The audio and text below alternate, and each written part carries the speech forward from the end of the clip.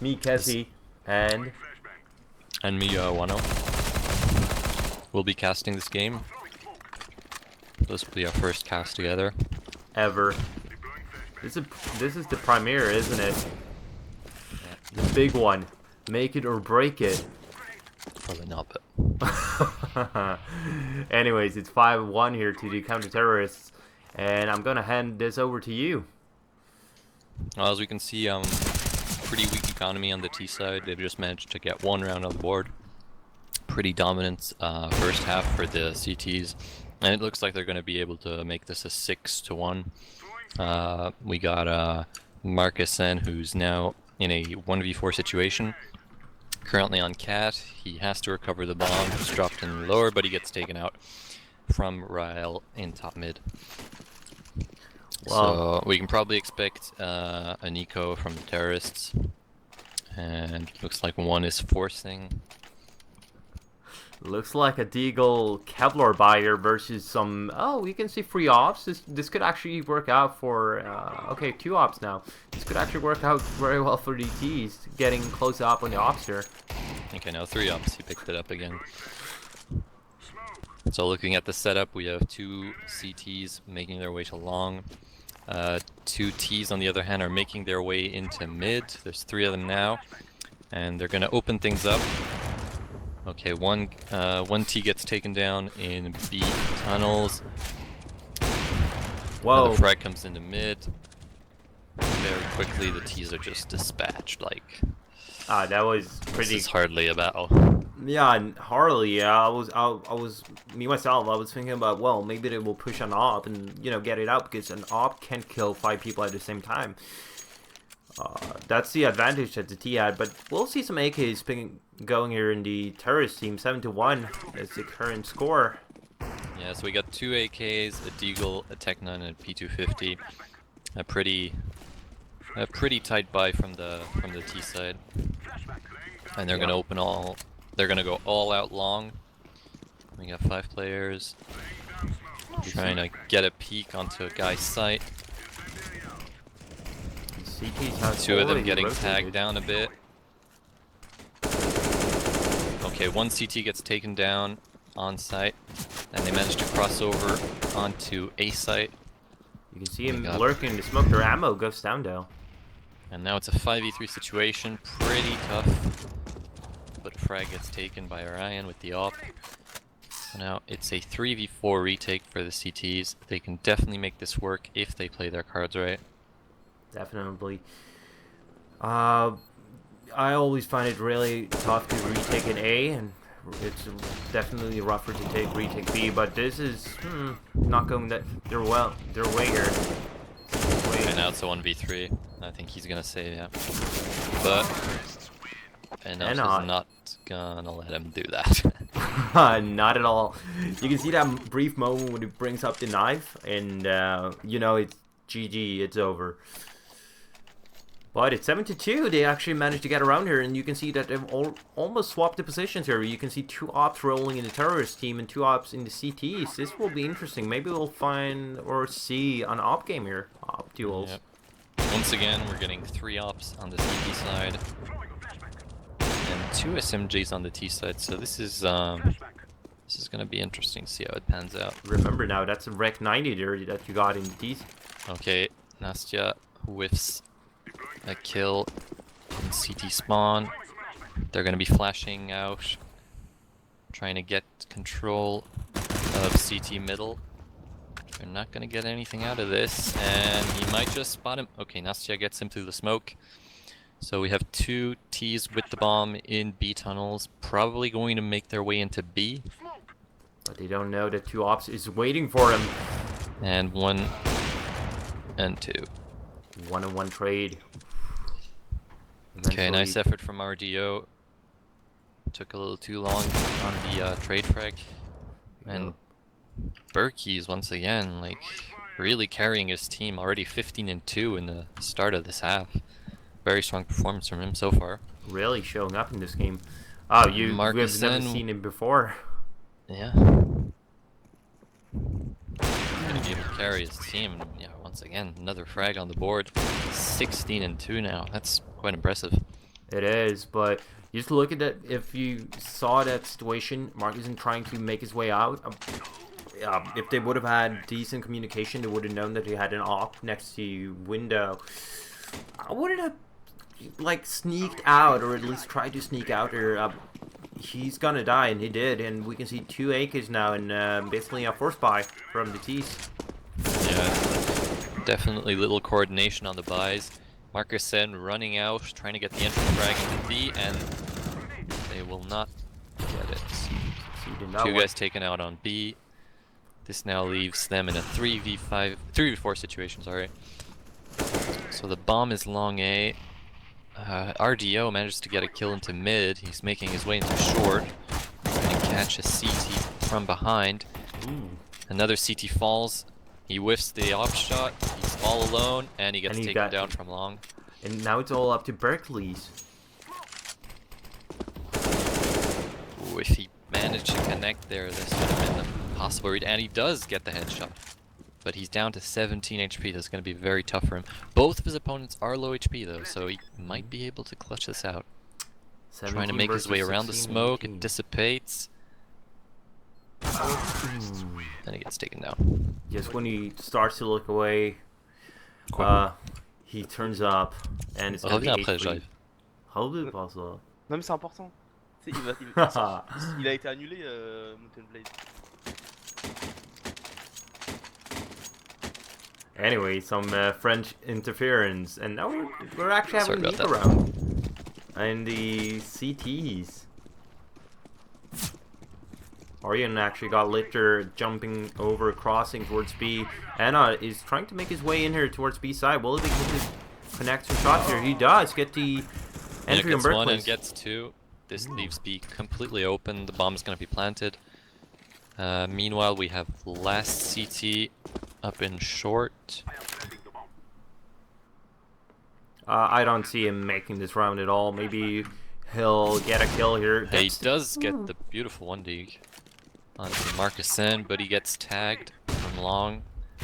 It's going to be a very hard battle as the T's start to wrap around. And he gets a second 1D. Very nice from him. Good exit frags. That'll definitely hurt the T economy. But it did manage to pick that op up, so that's 4,750 that will save by not buying a new one. And we can see some smack talk going on in the shatter. Silver trashes. Ooh. Yeah, so once again, a pretty weak buy from the CTs. We're looking at a UMP, a Deagle, and 257s. Don't forget about the 2 Souzas. As well, yes. This is going to be an interesting round.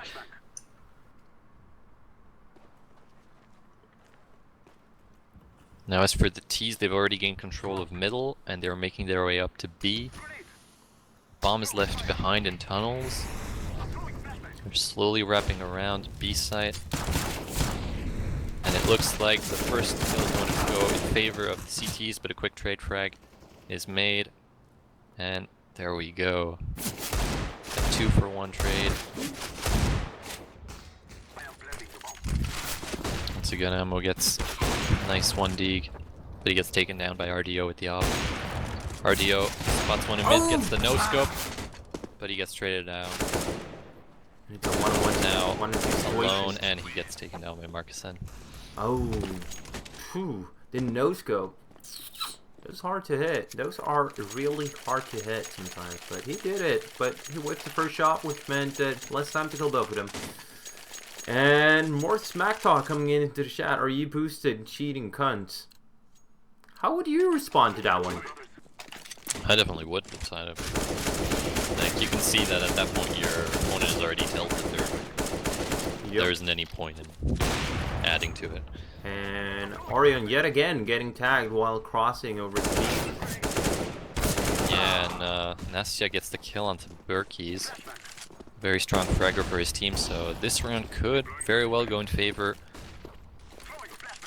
of the T's. They haven't got any map control yet. And he gets Zeused. He got Zeused. Okay, a 2-for-1 trade. It's all on RDO if he can find this kill. If he gets taken down, the round is pretty much over, and he does fall to Ryle. Morale is now going to have control. Oh, this will be hard. This will be tough. Long doors. The Molly's not going to touch him. And this was a very weak buy from the Sieges as well. Ooh. Ammo did manage to get himself armor and an M4, which I don't know where he got it from. I assume he bought it. I'm not sure. Still in wonderful situation. In my opinion, both CTs, or 2 out of 3 CTs doesn't have Kevlar. 1 down to 1 HP. Ammo here coming from behind up mid. And he gets that not down. Nice shot from him. Oh. So this is gonna let the CTs buy once again. It looks like it's gonna be a 10-5. It looks like it, but you saw last round, weak buy, no Kevlar, and they still managed to get it. Everything can happen in this game. Could also be a 9-6er, depending on what the T's are doing this round. Seems like they're going towards Ado. Flashing over. We have 3 CTs long, so you're gonna contest the T's advance, but they get taken down. It's a 2-to-1 trade. Low HP on T's here. Definitely 3 down to 30, 20, and 10. This could be problematic. Ooh. And Ammo another through T gets taken down. This is definitely starting to look more like a CT round. It does. 30 and 10 and 54 on the T's. The odds aren't for him. Ammo dodging bullets on the site. All the T's are still in long. There's no flank coming in. Orion is watching B. He's going to make sure that no T's have pushed into it, but he's not going to find anything. RDO making his way up. Anut gets the headshot. And got him on Spirit Keys gets 2 kills with the op. But it now leaves Orion in a 1v1 situation. 100 HP versus 10 HP. This will be interesting this round because he whiffed that shot. That was a free kill. Our RDO here with an AK got the time, all the time in the world. He can move. But it looks like Orion has read his play and he gets the headshot. And it's gonna be 10-5. So first half, you can see that RDO is doing his best here to get like the T's into the game. Meanwhile, Berkeley here with 21-7. He's done a lot for his team so far. But they're playing a series now, and we'll see what happens. Some people are only good at a specific side. As for the buys on pistol round, it looks like they're going all Kevlar on the T side. We do have some utility on, I wouldn't know how to pronounce that. The Russian player. Ramo. I would just say Ramo. It looks like it.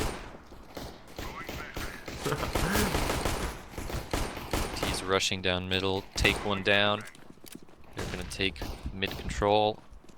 They know one player is in CT. They have to find that headshot. Some TD He right does get here. dinged. RDO, very low HP. He does have support from his teammate Nastya, who does get a headshot.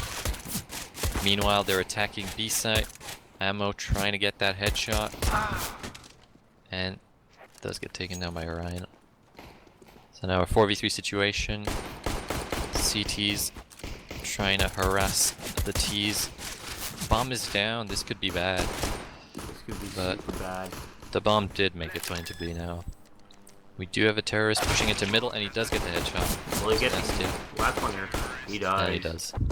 11-5. 11-5 doesn't look good here for the CT so far. This will basically mean if they don't win this one, it will be 13-5. Yeah, the pistol round was essential for them to come back into the game. Without it, it's definitely going to be very tough. Very. Looking at the buy here, we can see, as usual, the 5-7 armor, and we actually got one player with a diffuse kit, so that can make things interesting, even though the CT's got 3 guys in mid. That will meet ammo up top mid here. And it looks like they're pushing lower, and Enut gets the frag, putting us into a 5-4. This could be a round for them. Got an AK lower. Ammo takes down Ramo, and RDO is traded out. So now a 2v4 situation. Enut still has control of lower, and they're going to challenge him. He does get blinded by the flash, and he gets taken down by ammo. Very nice team play there. Meanwhile, Born's aim gets the frag onto Nastia. And now it's gonna be 13-5. I can't see how the CTs are gonna win this round, to be honest. It's gonna be 13-5 already. Yeah, this is gonna have to be a dry eco for them, so they're not gonna have anything to work with. Still some smack talk going on in the chat. Why just report me and STFU? Okay. Okay, one CT pushing up in middle gets taken out immediately by Orion. Meanwhile, Nestia taking control of long, but one of the T's is pushing out. I haven't seen him. Marcus in trying to make his deagle work, but he gets taken down by Ryle. Can't connect to shots here. Really needs to hit those. 5v2 situation now. Definitely not looking like they can make anything work in this round. RDO has control of B tunnels. Here in the smoke can do something for his team. Now it gets taken down. Oh! Ooh, RDO gets a nutty shot with the P250, picks up an AK, and he is going to play it. Apparently, no. No. Deciding to flank into CT. Dangerous Spots right one, there. but gets... Wow. Berkey's definitely... his aim is on point today. On point today. Well, I've seen him so many times before, haven't we? Indeed, yeah. Looking at the scoreboard now, we're seeing him at 23-9, and definitely carrying his team to victory here. Meanwhile, on the CT side, highest kill count is RDO with 14 kills and 17 deaths. Yeah, this is going to be difficult at best. It's gonna be tough nonetheless. Born's aim and Rael both have an op. Meanwhile, we do get a kill onto long from ammo. The UMP, that's $600 in the bank. Berkeley getting to 2 1-taps at Cat. Yeah, that's essential. That's basically guaranteed in the round. He gets 4K. more. Wow. 4K. What a player. What a round. Getting with those 2 kills here, and if we only had instant replay in this one, you would you would see it. Looking at his stats alone, first half 124 ADR, and in the second half he's already at 125. Very, very crucial for his team. That kind of says it all about that player in this game, at least doing a lot. I don't think a lot says it all, but Ral gets the Colat, wow. Wow. CT pushing up into mid, trying to make something work. And he does get a kill onto short. He is spotted falling back. Berkeley is Doesn't right look like Ral behind has him. seen him. Last CT now in long A. He's not hearing them cat. He's still maintaining his control. I got a good song for this. Chilling out, maxing, relaxing, all cool and all, shooting some b-ball outside of school.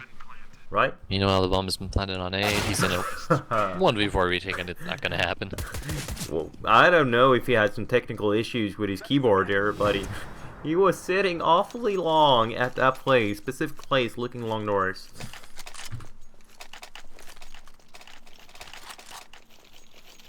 Okay, so this is the last force buy from the CTs. Hopefully they can Match make point. it work. Because if they don't, it is GG. And Orion opens things up in mid with an RDO, their most Nestia making her important way player. onto B. Meanwhile, 2 Ts are going to be pushing B. Flash each other out. And Berkey's gets the opening frag. B is open for business now. We do see Ina trying to make something work with the scout, trying to pick out a terrorist. Berkey's gets another frag into CT spawn. And Ina is now in a 1v5 situation and gets taken down GG. immediately. 16-5, and you just look at the scoreboard. Berkey's here, 31-9. That's impressive for this rank.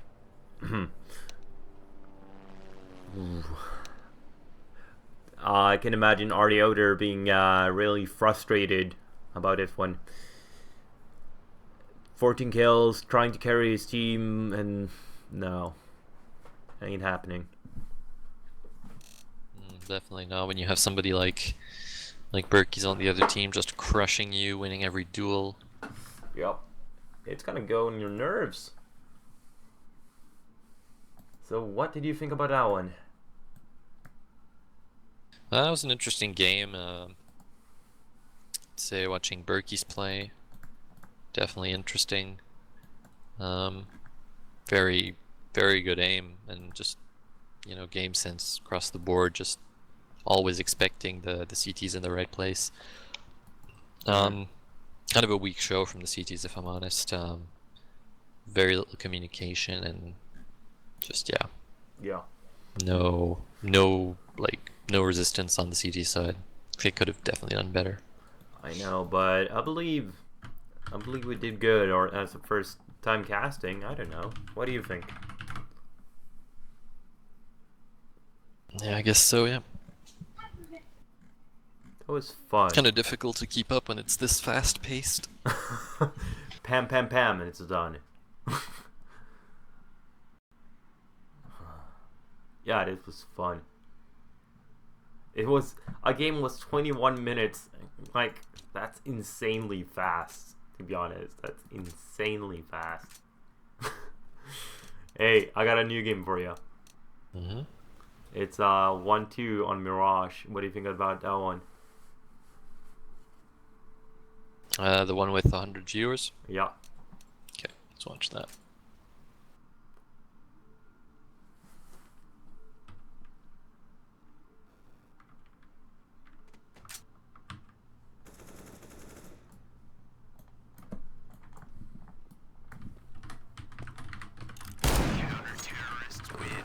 The first thing that happens when I went into the game is a guy running around with a revolver getting a kill.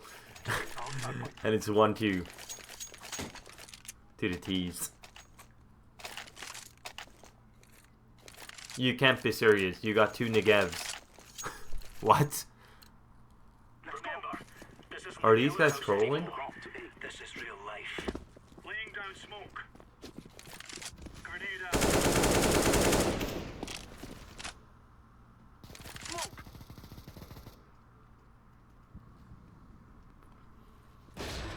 I'm throwing smoke.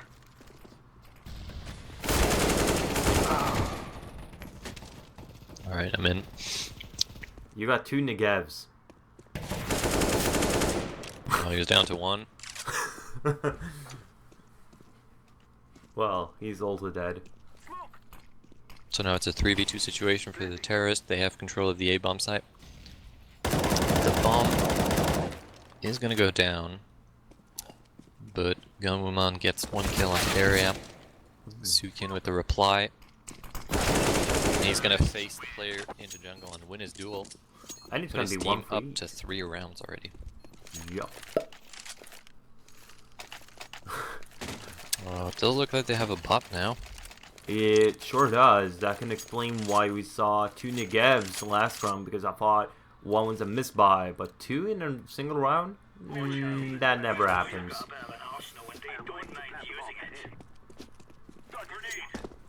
Okay, so it looks like a really crude force by the CTs. They do manage to get 1 kill with the revolver, but Sukin gets a double kill. Remember, boys, the revolver ain't as good as it was before. These guys So are... now, Pro gets taken down by EPC, playing with bot. And Sukin gets the tap onto him on the catwalk. And it's gonna be 1-4 yet again. It looks like they could force buy, but I'm betting that they're gonna eco this one. Yo, seems like it. Since only 2 players can really full buy. I don't get these revolver buys, to be honest. I'm guessing that they're trying them out once again. Maybe, who knows? The weapon isn't entirely useless, but it's hard to see it work in competitive. In the current state it's in anyways. Area gets a frag onto Crow. Sukin opens things up on the A-bomb site with 1 kill. He spotted 1 Player in CT, Flog making his way around. Gonna challenge the player in connector. That's Doesn't all right. find him. Sukin does hear him running around, and he takes him down. Very good patience from him, waiting in connector like that. Surely is. We now have one player in window, and one player CT with CTs, and nice frag from him with the revolver. He knows the last player is in connector. Sukin does have the bomb, but he's down to 32 HP in a 1v2 situation. Gamumon picked up the AK and takes him down with it. He's gonna just walk right into that crosshair, but then again, who sits in that corner having that angle? That guy.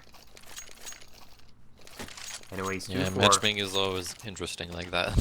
It is. You can find the weirdest angles and the weirdest decisions ever made. So, finally the CTs are able to full buy with a 2-4 score. The T's have also had enough money to invest in this round. An area opens things up in short, but gets traded immediately by Gomu. EPC gets another frag, and a second frag. Nice 2K from the him. guy in jungle there, that's the question. Poem trying to play around the smoke. Does hear him in connector, and he gets the headshot. Now a 2v3 situation. The bomb is making its way towards B. We have two players in mid. One is on the catwalk. The other one's in bottom mid. Poem gets a frag to the catwalk player, and Flog helps him out. Wipe up the last terrorist in middle. I didn't notice that the bomb isn't towards. Hey, they're here. Yeah, they're rotating now. He's planted it for short, and that's where he's gonna play it from. So we have both players are rotating from market now. 1v2 situation for Sukin. They only If he got can two get this flashes round, it'll be very important for his team. You got one kid, no flash, two flashes. Doesn't no smoke. spot them yet. Sees one, gets the frag, now he's gonna back off. Play time as much as he can. Poem doesn't have any utility to fake this. But he does get the headshot. But he doesn't have time to defuse, sadly. With 1 second left and he goes down, it's gonna be 2-5. Well played from Suking for waiting that long. Patience. Giving the CT just enough time to start the defuse. And even though he gets taken down, he's wasted enough time for the bomb to explode. Giving his team a 5th round and setting the CTs back quite a bit. They do invest with op on one player. Interesting And it looks decision. like the mid push.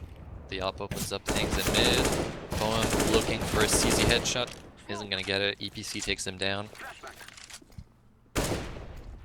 Now a 4-on-4 situation.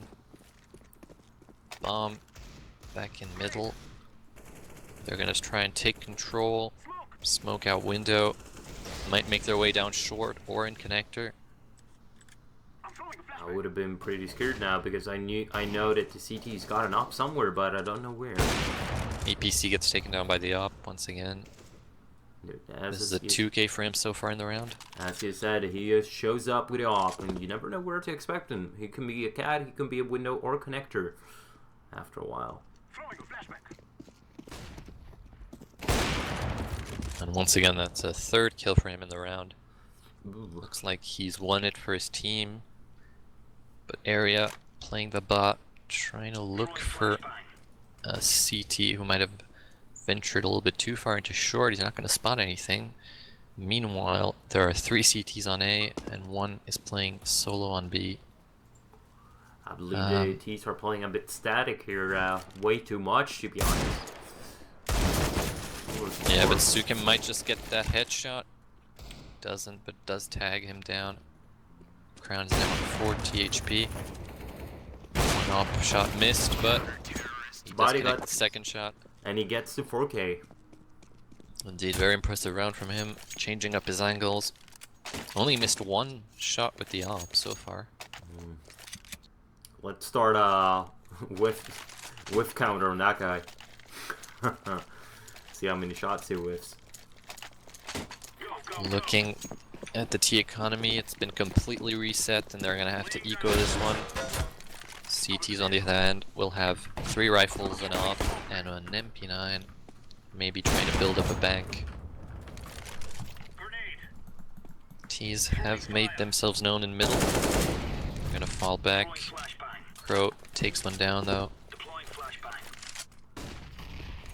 Okay, now the bomb seems to be going B apps. Meanwhile, we have 2 players in the bottom of mid. Might be playing a boost, we'll see. We'll see about it. Bomb is slowly but surely making its way towards B.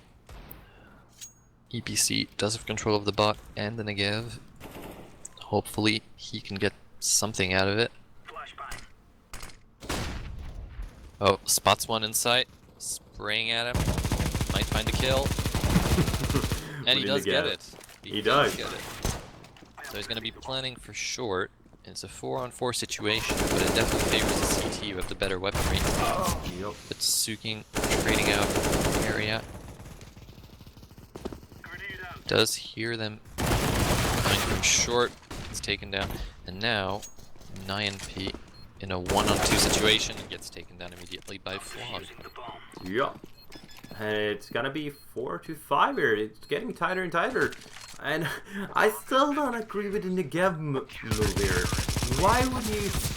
Okay, I don't understand it, but it's up to the players themselves to decide which weapon they're gonna use. Well, the thing is, he took control of the bot who bought the Negev in the first place. I think he did quite well to get 1 kill with it. Even at 2000, this is definitely not a weapon that is easy to use. Since you have to spray quite a bit before you can get that quite precise spray pattern. Ooh, what an entry here on EPC up. And once again, showing up with the op. He's gonna take a peek at the underpass, but that was a little bit too adventurous of him. Looking at things now. Flog picks up the up and gets a kill. Putting things back into a 4-on-3 situation. Now they do have the number advantage, so they're gonna try and fall back.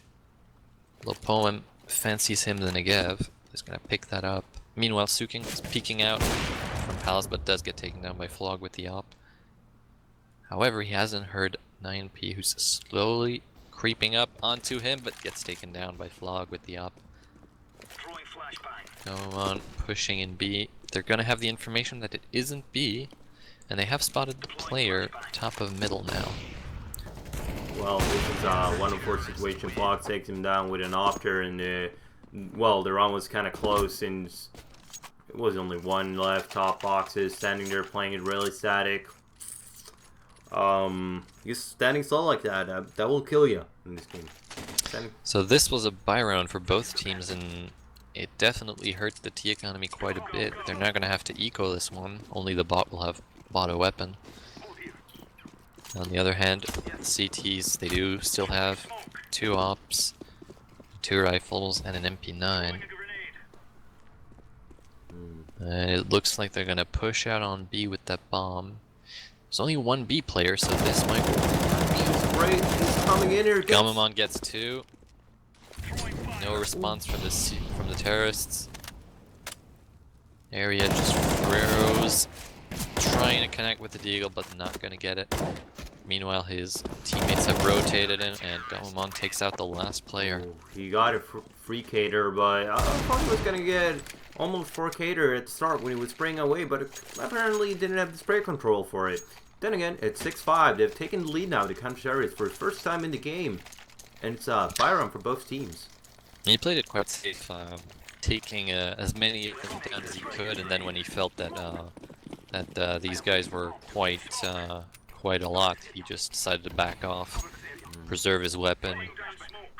Didn't want to get taken down too quickly. It allowed his teammates to rotate in, so it was quite a good decision. Sure it was. Revolver cracks coming in. But he gets traded back by area. So it's now a 4-on-3 situation, 2 ops and an M4 in play for the CT, so they can probably make this back. They now have control. Now the T's have control of middle now. They're gonna double molly in window, make their way up from connector. Pro watching CT Meanwhile, his teammate has been taken down in jungle. EPC gonna try and flank them, I assume. Both players are now in CT. How are they going to make this retake work?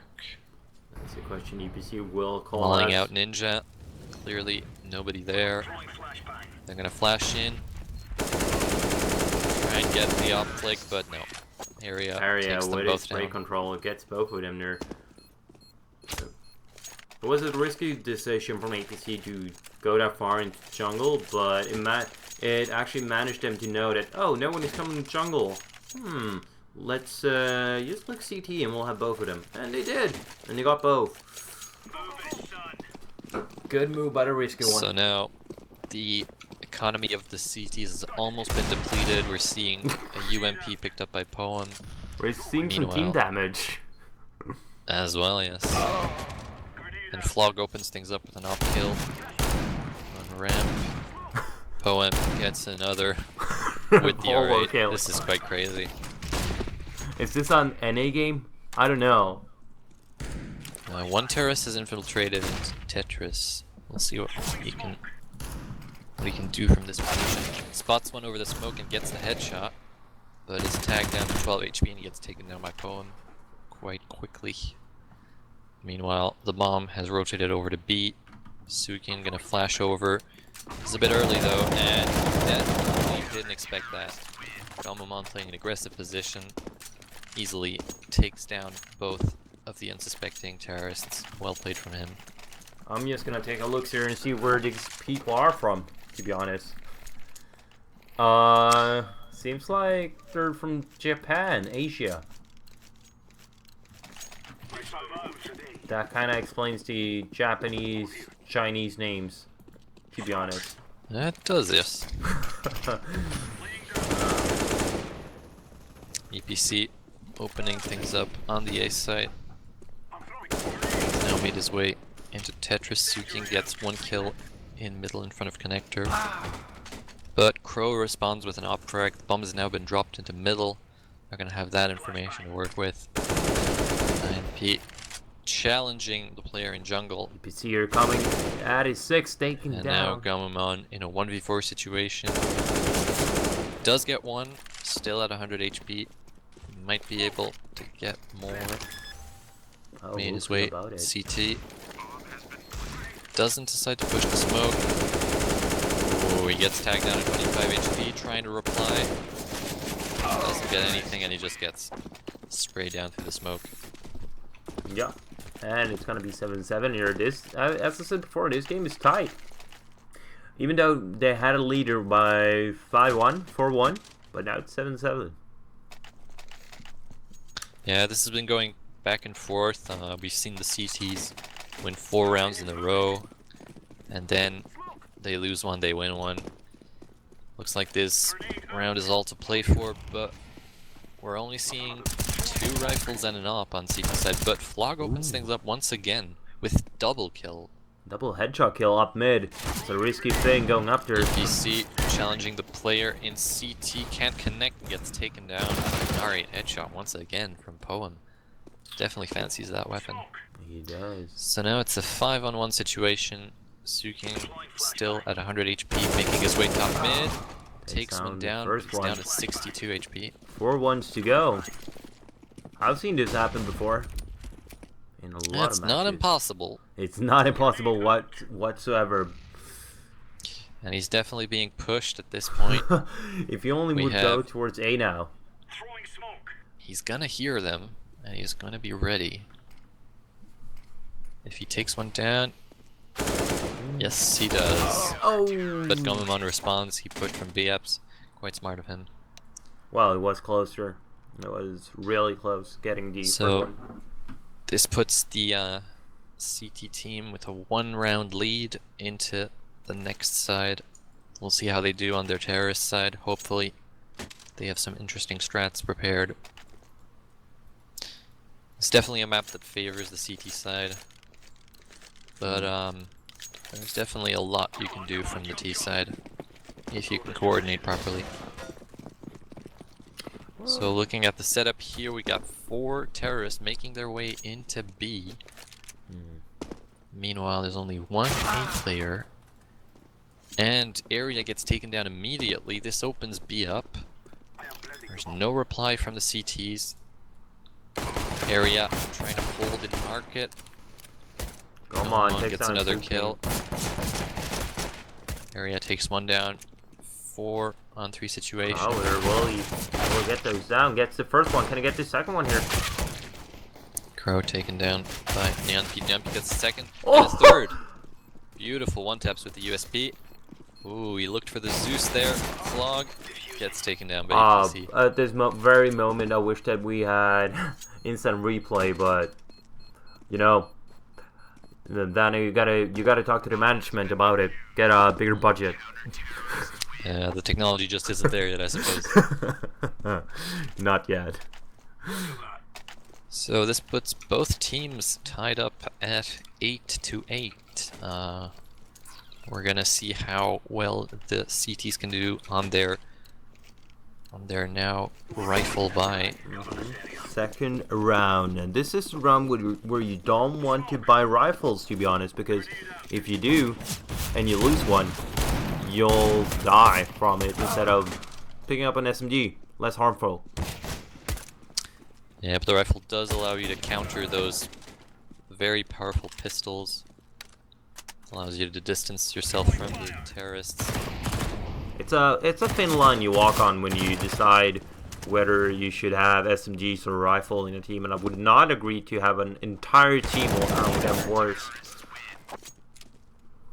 Okay, losing 2 players, they managed to conserve 2 rifles. Decent side so far for the CTs. Meanwhile, the terrorists are going to be down to Glocks. They do have 1 Deagle. 1 Deagle and an R8 revolver. Okay, 2 Deagles and 3 Deagles. 2 R8 revolvers. They seem to go all in on this one. You got Templar too. Don't forget about that one. That's true, yeah. They did have the bomb plant, so they could have potentially bought on the 3rd round.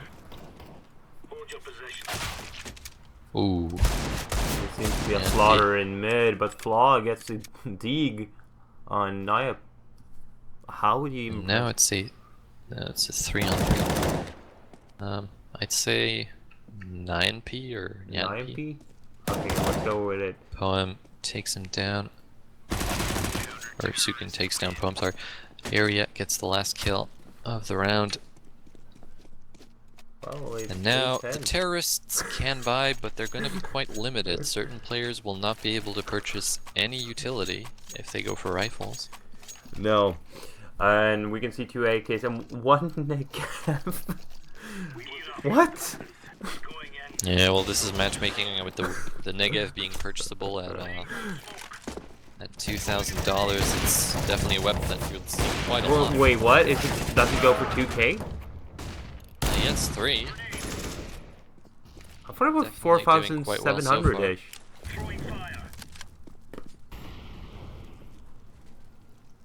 Meanwhile, the 2 terrorists are going to back off. EPC has been tagged down to a mere 48 HP, picking up the rifle and window. Terrorists seem to be making their way back to T-spawn, and they spot Sukin flanking. Make this a 2v2 now. EPC is going to hold down the ace side. Meanwhile, INP gets one and gets 2 with the one. Very well done from him in this round. Indeed. 8-11, and looking at the scoreboard now, we can see Sun King here with 18-13, EPC 18-15, really doing some heavy lifting here on the CT side, but you have heard us saying it a lot. Sun King and EPC has done some really good rounds, and then you got Flog and Crow trying their best to keep the boat from sinking, so to say, in the terrorist team. Things working well this far. Ooh, nice headshot from Nyanpi. Gets a second with the M4, but he does get taken down by Flog. Ending the shoulder pretty quickly. And coming right back out with the op to control the bot. Oh! Flog gets another 1 dig. Tags Nyanpi down to 48, but he does get pushed by Suking, who gets him down, who kills him with the MP9. And even manages to pick up that M4. That will be crucial because now they will have 3,100 bucks to save till later on, to more desperate times. But you got Yuri there with $12,000. Even though it's a bot, he'll still be able to purchase weapon. Oh, looks like the T's are going to be playing middle again. And NP gets taken down immediately by the op. Flog is pushed up onto connector, probably going to try and peek for a kill.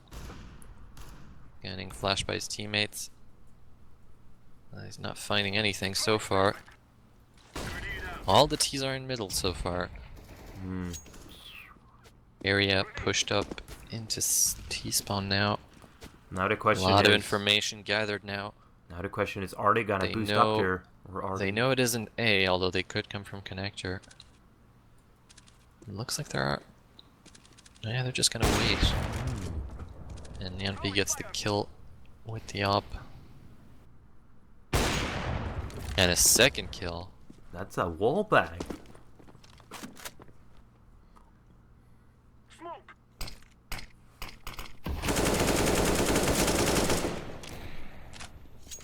Gumamon gets area there in connector. 3-on-3 situation now. They're all still in middle. And once again, the op reigns supreme. Another kill gathered for the T side.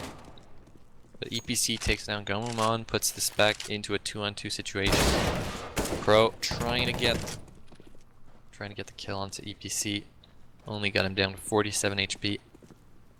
Sunking here. And now Suking alone on B gets one. He doesn't hear the second player, but he does get the flick. And as I said before, we got a star players here left in a 2-on-2 situation. Who do you think is gonna win? Well, EPC and Sucking does it again for their team, and it's 13-8 now. Why am I not surprised that they won that one? I don't know. Laying down smoke. Grenade out. Laying down smoke. That's a no. Okay, buy round for both teams now. Cover this area. CTs are up to 13 rounds. Vlog tags one down in connector to 30 HP. This was the bot. Throwing smoke. Area defending A side here, taking both down, even though he only has a bot as a teammate there, but... Ooh. Night Bomb has made its way into ramp. Crow gets one. Looking for the second in CT. Not gonna get it yet. He's gonna slowly make his way into A site. Look at this. Posting up on Sandwich, is looking for the kill.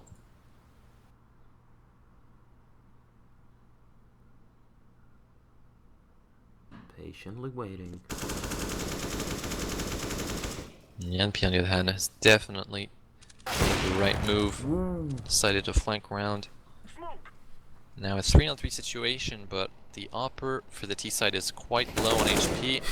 Crow takes one down in CT. 3v2 now. And he's gonna be able to plant for short. I'm actually gonna go translate what that means so we have a name for the Opper.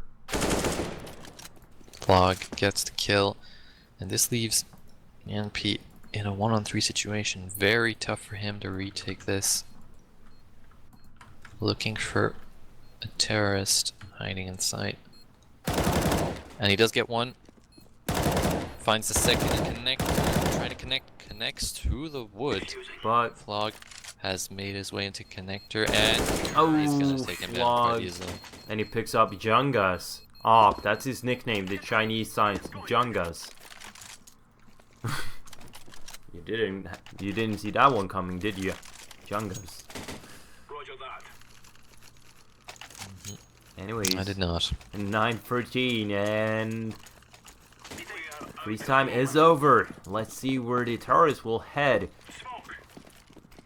Getting their first round on the board for this T side, very important for them. Maybe they'll get a little bit of extra confidence out of it. But Flog tagged down to 2 HP. Crow does open things up on A side. Looking for the second. Area takes him down. Poem's made his way into connector, moving into A. He's gonna check jungle quickly. Does spot one, takes him down with the EMP. Looking for second kill, but he's traded down by Nyanpi. EPC rotating over to CT. And One Gomamon HP, does 2 get the HP kill and through the 100. wall. Sukin replies. Oh, that nade might do some damage, and It does. Look at the bomb. It's all outside of the ramp. And And EPC trading that kill to close out the round. Very tight round. Very Could have gone tight. either way. Could have. But 9-14 to the counter-terrorist, and it looks more and more like a counter-terrorist win on this one. Yeah, once again, he's back to a wall. Their economy completely broken. Able to pull out a UMP at best. They do have 2 Deagles and an R8. We'll see what they can do with this. Very shaky buy. Area gets one, but he gets traded immediately by Crow. A lot of kills being made with the Deagle. A lot. And the revolver, by the way. As he spots the terrorists are entering B apps here, getting closer and closer. We'll see if the CTs decide to rotate towards B side here. He doesn't have any utility to play with, so he's gonna try and play this safe. He's moved all the way back into sight. Does hear him drop, and he gets the headshot. Spots one down. He's picked up a molly, Oh! but the R8 The gets revolver. the headshot. Gets another frag, but he is traded, and Gomamon trades again. It Now does. a 1-on-2 situation, and the CT has been spotted in BFs. But it is Suking. Doesn't win his duel. 1v1. No, no 1-on-1. He spots the terrorist. Gonna play his smoke grenade. Gomamon played that quite well. He did. That R8 shot made all the difference, getting the one tap with the R8, then he was able to pick up the, I believe it was an AK, rushing right into market there, getting the first kill and lighting the other guy that was standing in market. It made a difference. So now looking at the economy, this time the CT economy's been broken. Flog opens things up with a beautiful AK headshot onto area.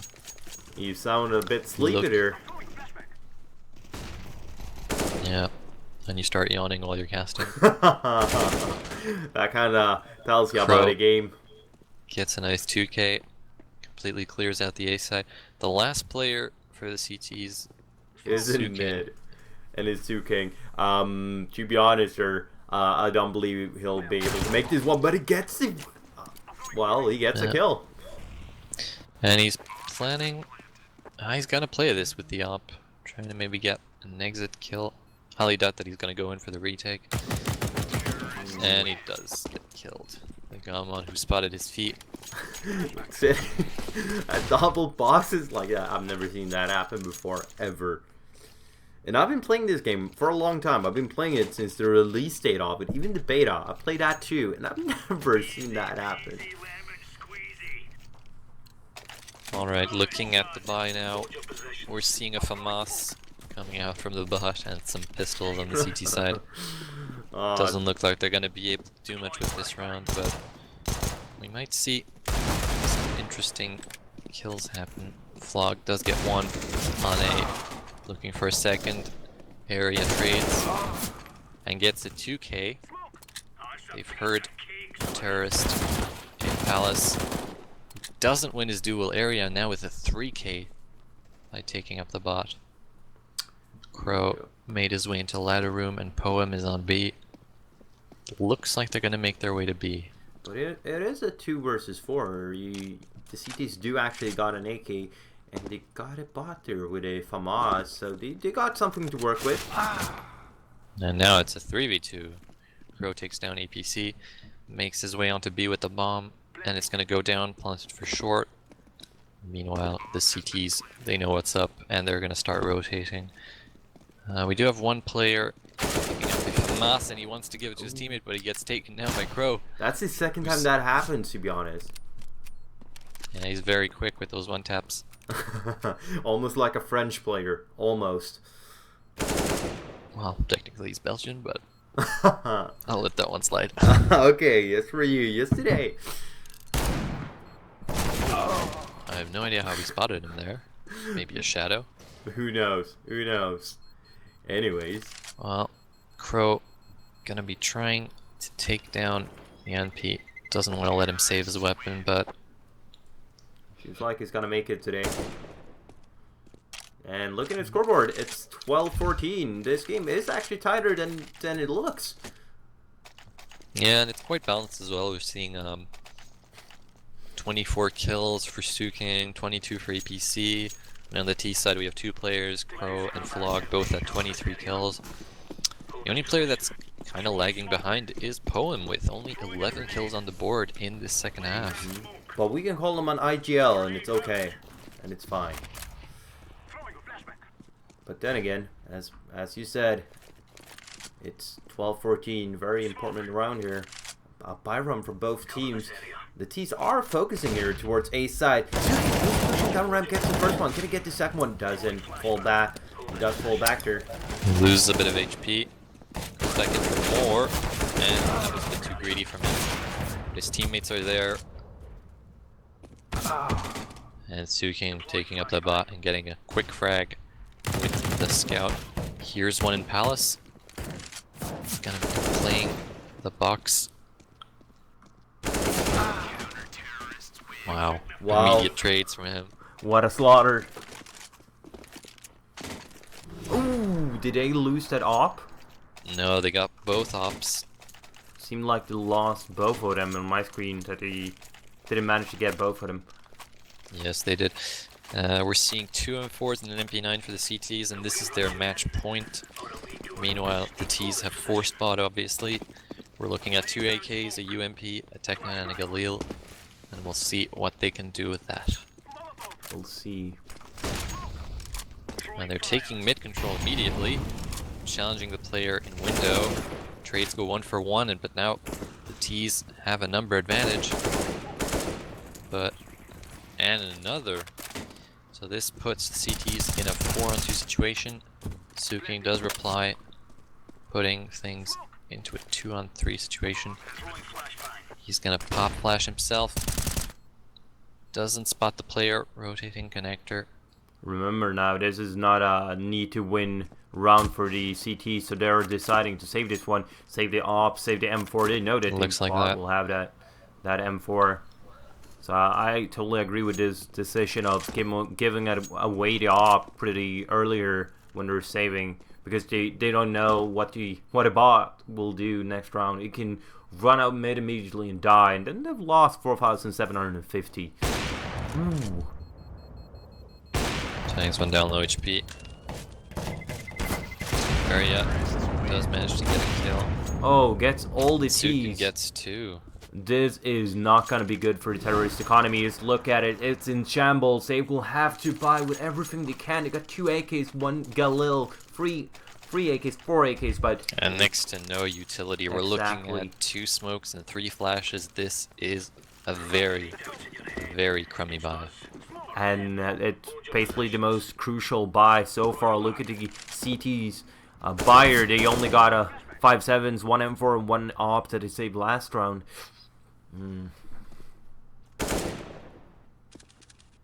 Vlog already tagged. And he gets taken down by Suking. Not good. Now, there's an AK dropped in ramp, so we'll see if they try and retrieve it. Bear in mind, Yuri, the bot, is the only CT who has a rifle other than Suking with the op. Crow takes one down. But remember now, backup B. is on the way, and they got the Looking M4 for now. another frag in market. They have full B control, and they're going to be planting the bomb perhaps. Meanwhile, the CTs are rotating. One player already on the bomb site. Yampy does get taken down by Poem. Cool, Mon, sitting up mid. T's Lurking. taking up defensive positions on the B bomb site. And it looks like the save has been called.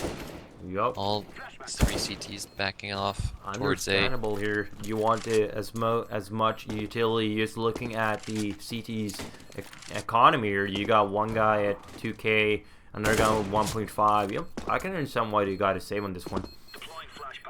But on the other Sukin hand, takes down 2. on the other does hand, trade look him. at the T's economy. Even though trades and kills are going down, you just look at it. You can see that no one is above 4.5k in the T's. This is the make it or break it round. They won't be able to have full Kevlar and AKs in the terrorist team here. There will be 2 guys with AKs and full Kevlar. Looking at the CTs, they're going to be able to pick up 2 rifles, an SMG, 5.7. Obviously the bot, even though he has quite a bit of economy, he's not going to be able to drop. Definitely a problem for the CTs. But Area opens things up, gets traded, EPC trades him back. And he does dink him, but he gets taken down. Remember now, this is the last round of the game. And Sukin here With the flank, taken down by Poem. And now... Oh... Only has to connect 1 shot. Last player. No. He was at 1 HP. Very disappointing from him. A very disappointing game here from the CTs tying this game. But then again, you can see Crow and Flog here getting back into the saddle, getting back into the game. 26, 22, 24, 25, 22, 24. But then again, Suking 32 kills, 21 deaths. He did the most. He did everything he could, but that wasn't enough. They lost the game. Or, well, they tied it. That would be a loss for me, personally. I never liked ties. Oh. That was fun. That was super fun.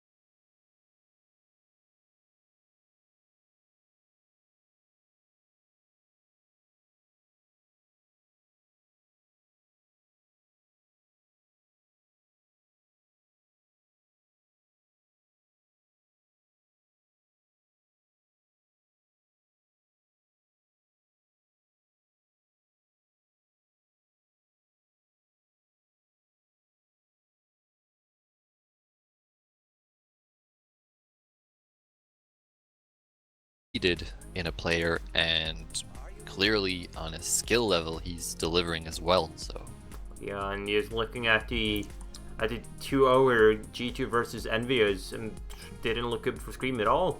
He was 22 and 39 in total. Not good for being Scream, to be honest. Anyway, as you said, it comes to these small bits and pieces. If you play aggressive, well, if you got a super defensive team, you don't need an aggressive player. If everyone is aggressive, you maybe you'll need a more defensive one, etc., etc. It goes down to that, and apparently Scream didn't fit well, as you said, because they already had that type of player in the team. yeah, precisely. I'm currently looking over the scoreboard today in DreamHack Open Tours when G2 defeated Envious 2-0. Body had a really good, really super good day, because 48-28 today, 1.43 in rating, in a KD rating here, and average damage per round 83. That's extremely good. Indeed, and you could see it in his play. He was on Inferno especially, he was often alone on B, and even if the rotate came in late, he would always be able to hide and stay alive as long as possible. And not only that, but he also got multiple frags sometimes, which is huge for a player who's in that position. Scream, on the other hand, he plays obviously a rotator role, where I believe on Envious he's currently playing, like, for example, on Inferno, because that's one of the games that I was more interested to see both of them play. You could see him rotate a lot over to the A side towards Arches, and that's really just the reason that you don't see Scream in the dream team lineup that people are claiming that G2 are. Obviously, Scream fits in quite well in Envious, and even if he's not the most regular player at the moment, he's still easily one of the best players in France, or in the French scene. If Scream actually supposed to play a rotator role, isn't he supposed to be one of the first in or last one in, not the guy in the middle? No, I'm talking on CT. Righty, and I believe we got the IP sent to us. Let's see how it goes. Trying to join the game.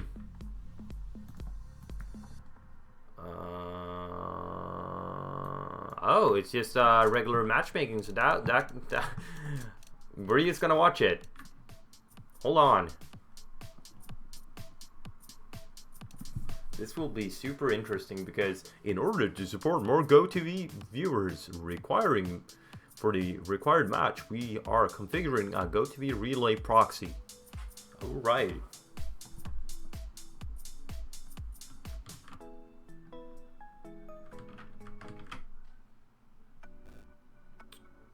Yeah, I got into the games. I believe I can invite you to join this game and watch it with me. We'll see about it. And it's a nuke. It's a nuke game. That'll be interesting. That will be super interesting.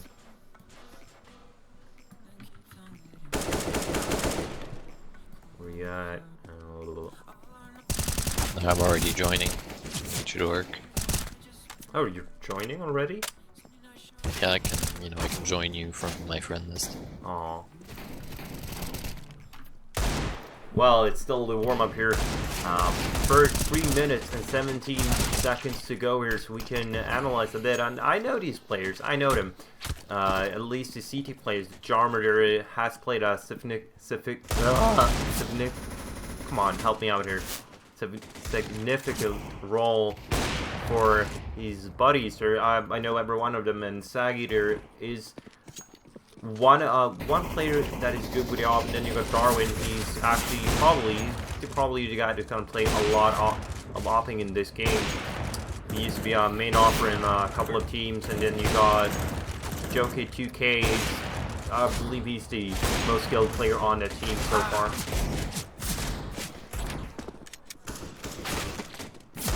Yes, you know. Yes, you get the basics down here with the teams. I have no clue who the terrorists are, but I do know the CTs in this match. So I'm guessing this is a practice match between the two teams. I have no clue.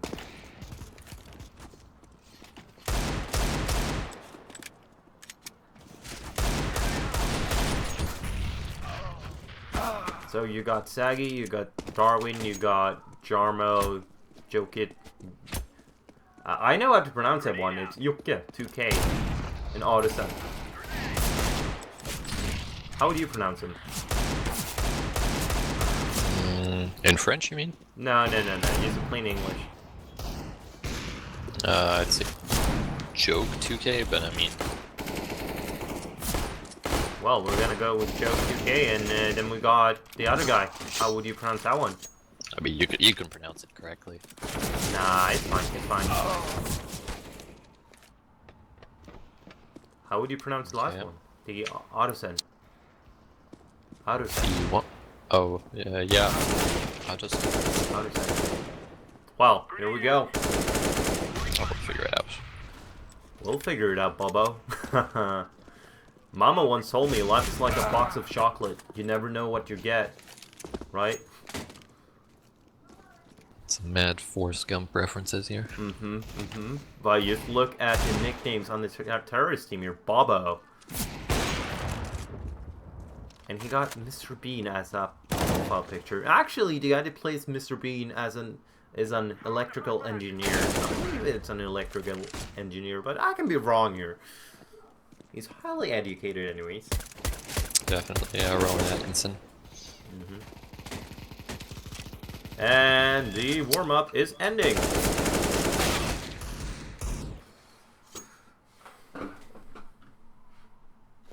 Alright, and we're live, I assume. We are. We sure are. Look at that one. We got the first round, no buys so far except for Kevlars on the terrorist team and Kevlars on the CT team with Darwin with full utility. Yeah, it'll be interesting to see how he makes use of those nades. And it looks like he's gonna start smoking off the ramp area. He is already inside here. Solo Yellow gets the first kill. Indeed, and bomb's already going down on A. Oh, Solo trying to get another kill. Gets a second. And now a 4-on-3 situation. Yoke gets the one tap with the USP. Now a 3-on-3 retake. But Heiki. Now it's a 2-on-2. Trades going back and forth, and Solo closing out the round with a 4K. Very impressive.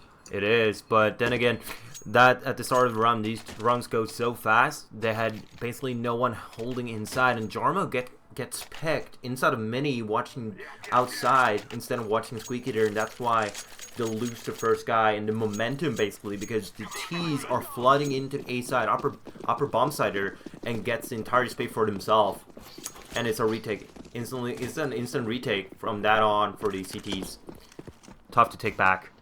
Alright, Sagi dueling with his scout. Meanwhile, Heiki gets one in radio room. Darwin trades. So Leo gets the kill there. Takes fire. Okay, gets another kill, and that's 2 down in A main. Spots one in hut. Anderson gonna be looking to push. So he's just gonna hold the angle. Meanwhile, Matrisi making his way up onto the silo, possibly going in for a flank. Well, it is Darwin is on 50 HP, 15 HP. So this is going to be quite tricky for the CTs in the situation.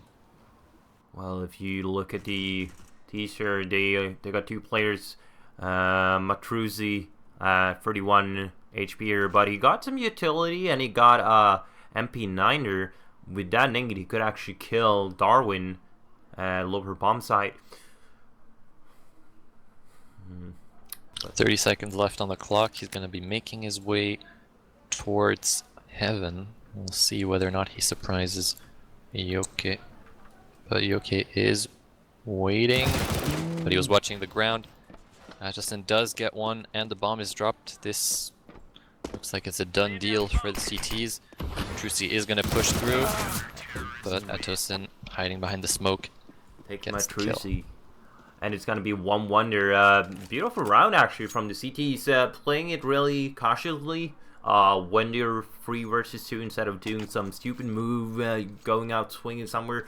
But then again, maybe the T's were too cautious. They're taking that extra route, going outside instead of going right down secret, trying to get a plant. Yeah, it really came down to that duel that we saw in A main, where the T's lost 2 players. Yeah. They took a 2-on-2 duel and weren't able to land the shot. But meanwhile, wanoO has managed to land a beautiful 1D onto the player in garage. Saggy going down there, they're probably main operator, but Heiki manages to trade the kill onto Darwin. Justin gets one, and Yoki gets a second. It's now a 2-on-3 situation for the T's. Look at his setup here. The CTs are, we're at least all focused on outer. Matrusi picks up the bomb, and Heiki is making his way into ramp, and it looks like they'll be able to make their way down into B unless Yoke manages to spot them. Oh, he does. I believe he saw him. He does, yes. Oh, He will he gets connect one, the shot? looking for the second, but Heiki manages to trade the kill, and he's still on 100 HP. Didn't get lit at all. Ooh. And he has the bomb, but Yarmo has the information. He is flanking around from radio room, making his way slowly towards the terrorist. He spots him and takes him down. That's a good team play there, waiting for the other guy being patient until he opens up fire towards Autocenter, and then good team play, even though those planks just saved his life from Yuki 2K at Ramter. I can understand the frustration from that spray not getting the kill, but it's 2-1 to the counter-terrorists. And they're going to be able to invest fully into this round. No SMGs whatsoever, except for a UMP. Ooh, I don't like this because the economy. Sagi gets one with a nade. Oh, They managed to clear up all 4 T's on the counter side, but Heiki remains. But he's going to get taken down by Yarmo. and it's gonna be 3-1. What a slaughter! But as I said before, I do prefer SMGs, not only because if you lose a rifle and the rest of you have an SMGs, you're dead. You have lost the round basically. Not lost it, but you have a disadvantage. And B, you earn a lot of cash by getting a kill with an SMG instead of a rifle. Yeah, indeed, the UMP with its $600 kill reward is currently the meta weapon for any counter eco-vise. And Heiki takes down one with the op. Sagi going down yet counter. again. A lot of map control gained by the terrorists, making their way towards Volcano. But Yoke is waiting, but he does get taken down by Euro. And it's now a 3-on-2 situations for the CTs. Very complicated for them. Darwin making his way down into B with the op. They have full control of A with 2 players there, but Ventrusi has made his way into heaven. We'll see who spots who first. Euro making his way into B. Ventrusi gets one. Oh, this is a Euro tricky gets the situation. second. Atosin now in a 1-on-3 situation does manage to get one.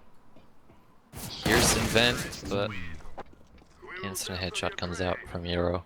Yup, and it's gonna be 3-2 to the counter-terrorist, but yet again, Sagi goes down really quickly, like almost as soon as the terrorist goes out on Jard, he dies. I believe they should shake this up, but you can see he got an op this time, and maybe he's gonna be more effective with it, but you can see that Heiki also got an op here, so it's all up to the best opper in this case. In what I can believe, it's gonna be a op duel. They're gonna break down the door. Peeking in with the op. This is a very nice move. A couple of kills coming in from right and left. Yeah, Yarmo with a nice 2K. Deploying flashbang. Mandrusi still controlling radio room. Solo YOLO, on the other hand, is making his way towards door. And Heiki is going out outer with the op. Looks like there's going to be an op duel outer, I would say. If Heiki Seems decides like to it. push it. Ooh, Solo YOLO now. I believe it was Jarmo right there. No, it was Yuki2K jumping next to the door, Squeaky, to get some info, and he saw Solo YOLO. Now they got some more info. Yeah, the op duel is coming up. He spots him, and Heiki takes down Selby once again. Yep, but Jarmo tried to one getting Solo YOLO and Squeaky, and it's Yuki2K here inside with 19 HP, and you got Darwin up at rafters. And now Matrusi making his way into ramp with the bomb. Meanwhile, Darwin is in heaven, so they have no information on the ramp player. Matrusi sneaking into B, spots one, takes him down with the headshot, nicely done. And he's going to be able to plant before any CT makes their way down into B. Both are coming in from ramp now. Darwin leading the charge with the M4. Oh, he knows where he is. But he gets taken down by Matrusi. Nicely done. 4K for Jarmo Jarmo in now. a Will he get one-on-one ace? situation. That is the question. Oh, now he has the information, but he is low on HP. The nade's not going to touch him though. He's working away around the silo. He knows where the player is. Oh! But that Tech 9 takes him down. And no ace for Jarmo. Even though it was a nice try from Jarmo getting the 4K, he did all what he could, but that when Heiki lets him there to 12 HP, it's not over, but it's significantly harder to even do something in that situation. 12 HP, basically no utility whatsoever, and as you said before, yet again, Sagi goes down. A yard. Ain't good. Yeah, I'm not aware of his left side sticking out like a sore thumb, and he gets taken down. So that Euro manages to get 2 frags. Not too important since they are eco frags, but Yep. Bobo getting 2 more with the Mac 10. That's some nice money in the bank for him. Oh, Let's see if Sagi YOLO. can do this. He's going for the knife. Backs off and lets his teammate finish him off. That's a very good bait from him. It's a really good bait, and Darwin actually picked up a kill there. But it's 3-4. Let's see what the buy will be here. Seems Yeah, looks like a full buy coming out from the CC side. All rifles, no up, being picked up. And you can see Jarmo there spending 350 bucks on a Kevlar. I don't agree with that one because he only needs to have Kevlar because he's facing AKs. That could have been a smoke. That's true, yeah. I'm assuming that they expect the T's to maybe buy some SMGs. Or Let's see preserve the ones that they already had. Darwin really Oh, going aggressive. Sagi, Yeah. that's one going to Volcano. is already here. Matrusi making his way into hut. Atosin is posted up. So this is going to be a tricky duel for Matrusi if he pushes out. Meanwhile, Yuki making himself a second frag in the round. Puts things into a 5v3 situation. Meanwhile, the T's are letting the clock run out. Matrusi pushes out and he gets taken down instantly by Atosin. And Yarmo, a little bit too greedy there on the 1v1s. But Sagi trades him. It's all up to Bobo and Darwin that has been so patient, standing there, ramp, waiting and waiting and waiting, and willing to get those frags. And at the end, we'll walk up to lobby and see him, and see him watching. Well, I believe it was Mini. Easy kill, and it's a force fire from the teaser. 2 Tech 9s and 2 Tech 9s, 3 AKs and 1 UMP on top of that Tech 9, and 1 op on CT.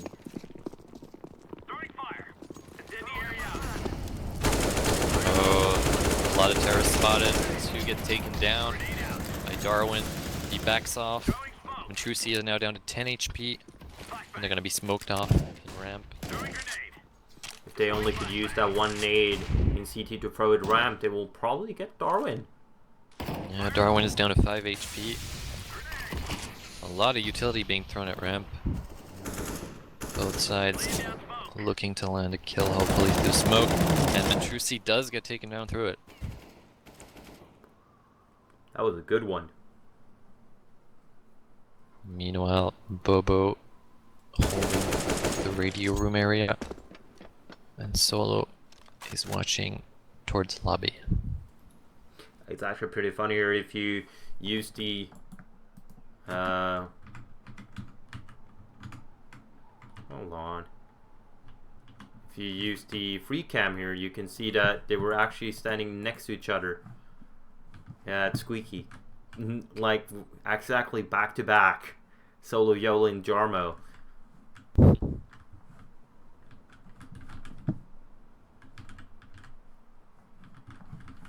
So it's probably gonna be a contact here towards Squeaky area. Yeah, both T's are quite high on HP. They might be able to do something in this round. 9 seconds to go, boyo. I don't believe But so. it looks like they're gonna save it. Meanwhile, oh, he's popped into the door. Oh, And takes him down just before the round ended. It looks like. it's before it. And oh, Bobo also goes But down. Bobo fall. And that's gonna hurt. That's really bad for his economy. Actually, Solo is only at 2k, so he might have actually gotten taken down just before the round. Like just Probably. after the round ended. So. But this is probably gonna be a slaughter right here. It's a regular eco. So what have we seen so far? We've seen that Sag has gone down and jarred a lot. So if I were the T's, I would more or less focus on it. Even though that they are playing two guys outside. Joke is always coming out from Secret Volcano. He's been doing that quite a lot now. I've seen that happen. Saggy did manage to pick up one kill, but he's getting challenged quite a bit. Here's one player gone into Volcano, but Yoki takes him down. The wall bang is coming in here. Yeah, only lands 8 HP onto Solo. Bobo takes Yarmo out. Bobo's gonna be able to plant the bomb. Ooh, Solo Into YOLO. B. Getting Jokey. 2k. And that's a 2-on-2 situation. This might just be doable. It might be. Actually, Solo YOLO here is below. I believe it was Jarmo there going toward. No. And maybe it was. I believe it's Darwin coming down right behind Solo YOLO. Ooh, this can be. Oh, he gets the timing on them. Spots one, takes him down immediately. But do we know where Solo YOLO is? But Solo does take down the CT diffuser just in time. But Darwin is going in for the defuse. Is he going to have time to pop back in? Oh! Yes! In the nick of time, he does make it. He is going to be taken down by the bomb. But still, it's a 5-5er, and the timing on Darwin, it was, if he would have had 0.5 seconds, if he were 0.5 seconds ahead, he would have seen both of them, and had both. No, just an unlucky situation there for him. But it's 5-5. Yeah, the terrorists played that round to perfection. They did get lucky by taking so many frags early on, and then that last 2v2 situation was played quite well. Darwin goes down, and Gardner, I believe they've switched it up, and Saggy's on his way back there, trying to reconquer Yeah, they're what is going lost. very, very aggressive on outer. Saggy trying to land a headshot with the USP now, Gets but down again. he takes him down. I believe Now- I believe the CTs should shake some things up here because they are losing outer all the time. Yeah, the issue there was that the buy was quite weak from the CTs. We only saw a scout covering outer, and that just wasn't enough. He didn't land those shots. You gotta land Very- those. Gotta hit Yeah, but it those is shots. very complicated when you're in a It is. when you're in a number-heavy situation like that. Scout is not the weapon That you I need. would choose. No, but we've seen this now a couple of rounds now. It's 5-5, and I believe that Harris have won basically 4 out of 5 rounds going outer, and that's because Sagi has gone down so fast. If they would Oh, Mantrusi gets a nice timing Mm-hmm. onto Yoke. 2K. But as I said, it would. If I were them, I would switch it up a bit. Outer, at least setting a new player there or an extra guy to be there permanent, not coming from secret, just being there, throwing some. I don't know. Utility at least. I mean, you can see the eco going down from the CTs, and their economy is basically in shambles. You can can see Darwin. He's gonna have a double eco. Joker 2K is gonna have a double eco, and Jarman is now gonna have a double eco. Forced up. Bobo takes down Atosin, who's looking to get a bit forward on radio room.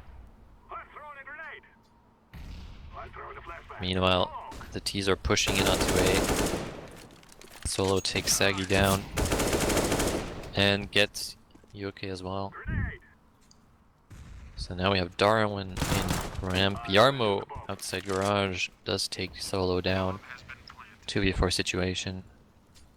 I don't believe your Jarman is gonna go for this one. He's just gonna sit it out. The economy and the C2s are worse than worse, so to say. Because of this half buy that he just had, they're not gonna be able to buy next round, and Jarman goes down. Yeah, so they won't be able to save any weapons whatsoever. And the economy now very strong for the T's. All of them at least above 5.5k. That's quite a lot of money in the bank. And look at this, now they're gonna go again with Deagle's armor, Deagle, and armor UMP. This is a super weak buy. If they, sure, they will have the loser bonus on this one, and they will be able to buy, but is it worth it? I don't think so. Yeah, it'll be interesting to see. Yoke does even things out after losing one of his teammates. In hot. Oh, that nade's gonna do a lot of damage onto Ajosin. Here's them coming out door. Joker Hey, 2K goes down. Darwin, yeah. Darwin coming from behind. Does spot the upper. Is he gonna be able to get the shot through the door? Nope. To get Artisan inside of hut there. Oh, a lot of damage dealt by those nades once again. He's trapped inside of there. I don't believe that Darwin is gonna make this one. You got one right behind him, and Does take him down. Nade's only gonna do 4 damage onto him. He's gonna make his way out and towards radio room. Saving that gun would not be a bad idea at this point in time, because we do see that Yarmo, for example, is only at $2,100 in the bank, and that just will not be enough for a comfortable full buy. He'll be limited in utility. I believe they're getting the loser bonus now, so They're going to be getting a 4-round loss bonus. yeah, that 5k will 5k, yeah, it's just about enough. But then again, you got to think further. Like the run after this one, will they have money then? No. If they lose this one, there's I would basically say that it's gonna be 10-5 at least. This is the not make it or break it, but this is the one round where they actually got to like stand up, because it's 5-8. It's almost halftime. So if they want to have a better score, they got to win it now. Yeah, but Euro goes very aggressive. Doesn't win his doing against Atos, who takes him down. Solo does get Sagi on the outer. Yoke with the reply.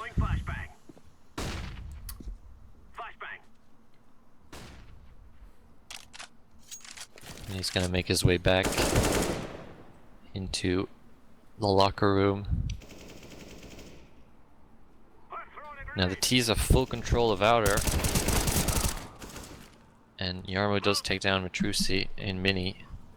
Smokes himself off. And it's a 2-on-4 situation here. Now Bobo has been spotted going into Volcano, so there's probably going to be a rotate called right about now. Bobo still creeping into B. Hasn't spotted Yoke. Or who is it? It's Jarmo in the vents there. Oh yeah, it's Jarmo. Bobo could actually have this for him. Not Molotov. Not gonna do much. Bobo does take down Darwin in the vent. Ooh, that's unfortunate.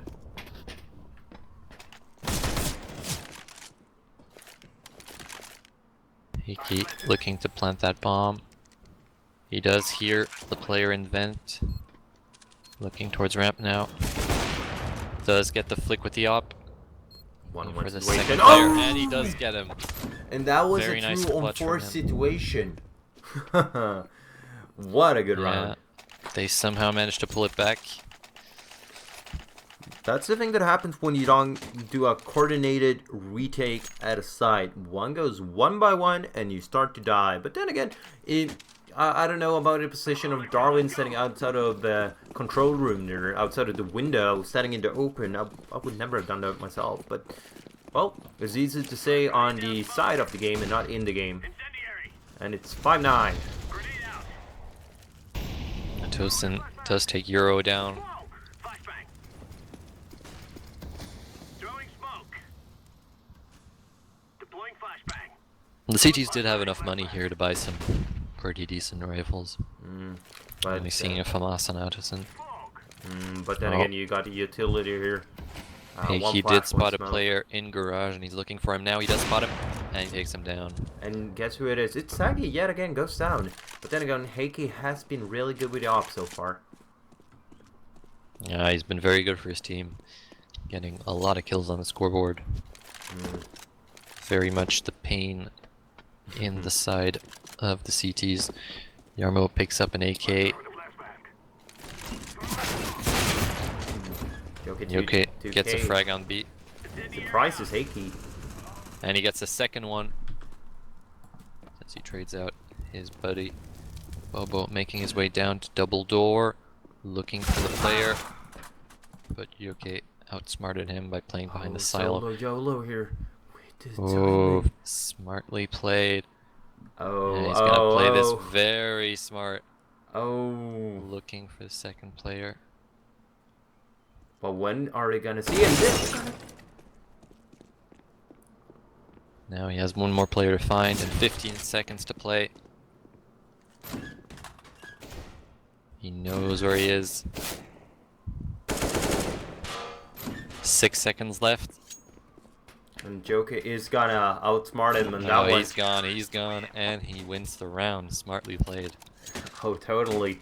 That's one of the highlights of this game. But looking at the scoreboard here, we got Heike here 19-7, Solo YOLO 13-10, Madrusi 8-10, Bobo 7-12, and Sagi, no, Euro at 8-12. But then again, looking on the counter-terrorist team, we got Joke still in the game. 14-11 has some crucial kills on of those that some crucial kills, but Sagi down at 5-12, not showing up to the game at all. Yeah, hopefully he'll be able to change things around in this T side for him. Ooh. Matrusi opens things up with 2 headshots. Okay, Sagi planting the bomb on B, but he's not gonna have time. I got solo. one word for that round. Denied. Denied. That's my word for it. Yeah, some nutty headshots coming out with the USPs. Yep, and we'll see the fourth fire from the terrorists going in. Deagle, Tech 9. Matrusi playing with the XM. We'll see what he can do with it. This will be interesting. Darwin trying to use some old-fashioned way to get up the silo. Ain't gonna work this time. Decoy. Throwing flashbang.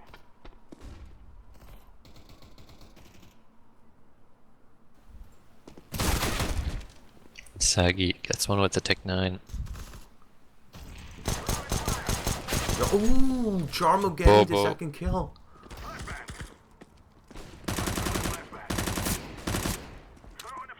5v2 situation now for the T's. They've definitely made this round work in their favor. And now Euro is low on HP. 17 HP to be precise. I'm planting. And the bomb is going down. On the A site, it's planted for Mini.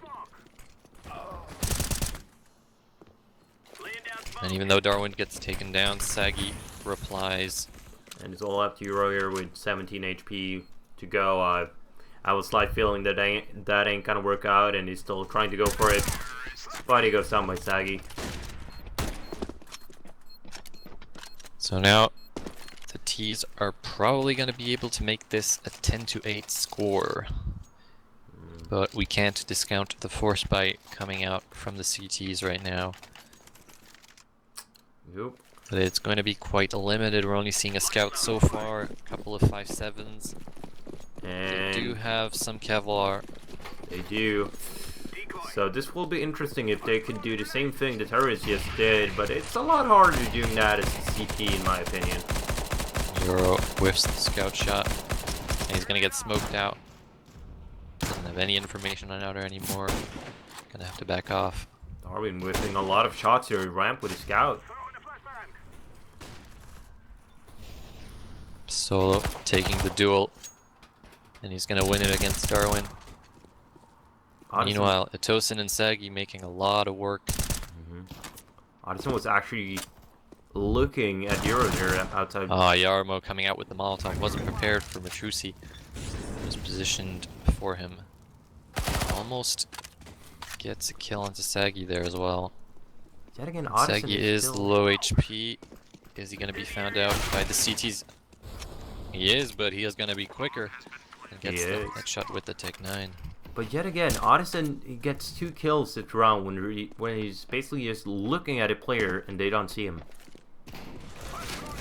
True Seat now at 30 HP, gets taken down by the nade. Addison doing some crucial kills this round.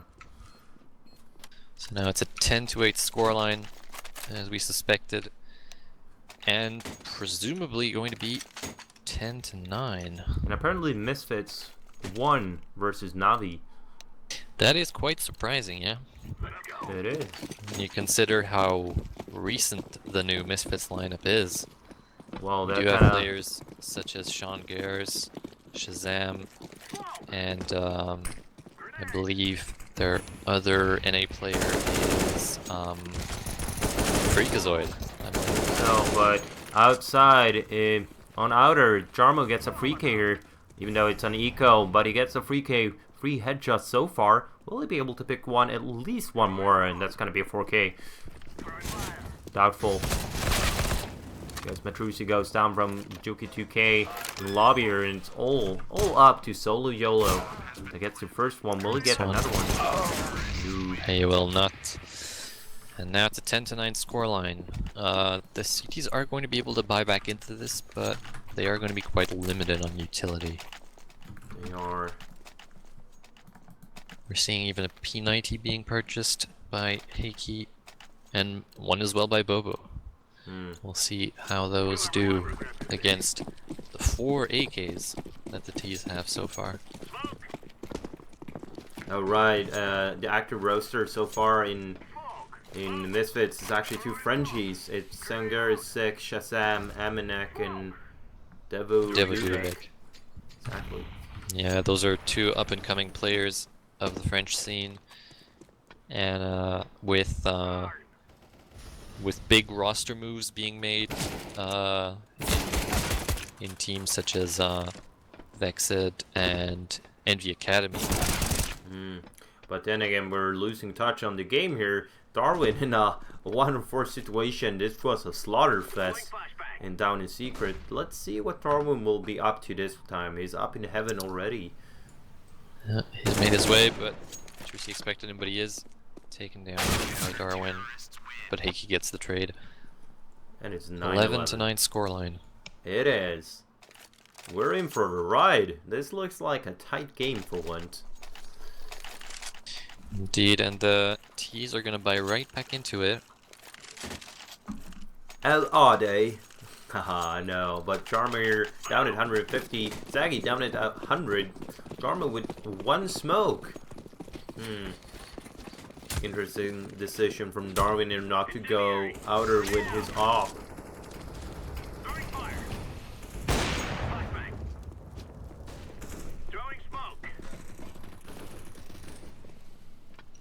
The damage done onto Yarmo, down to 71 HP.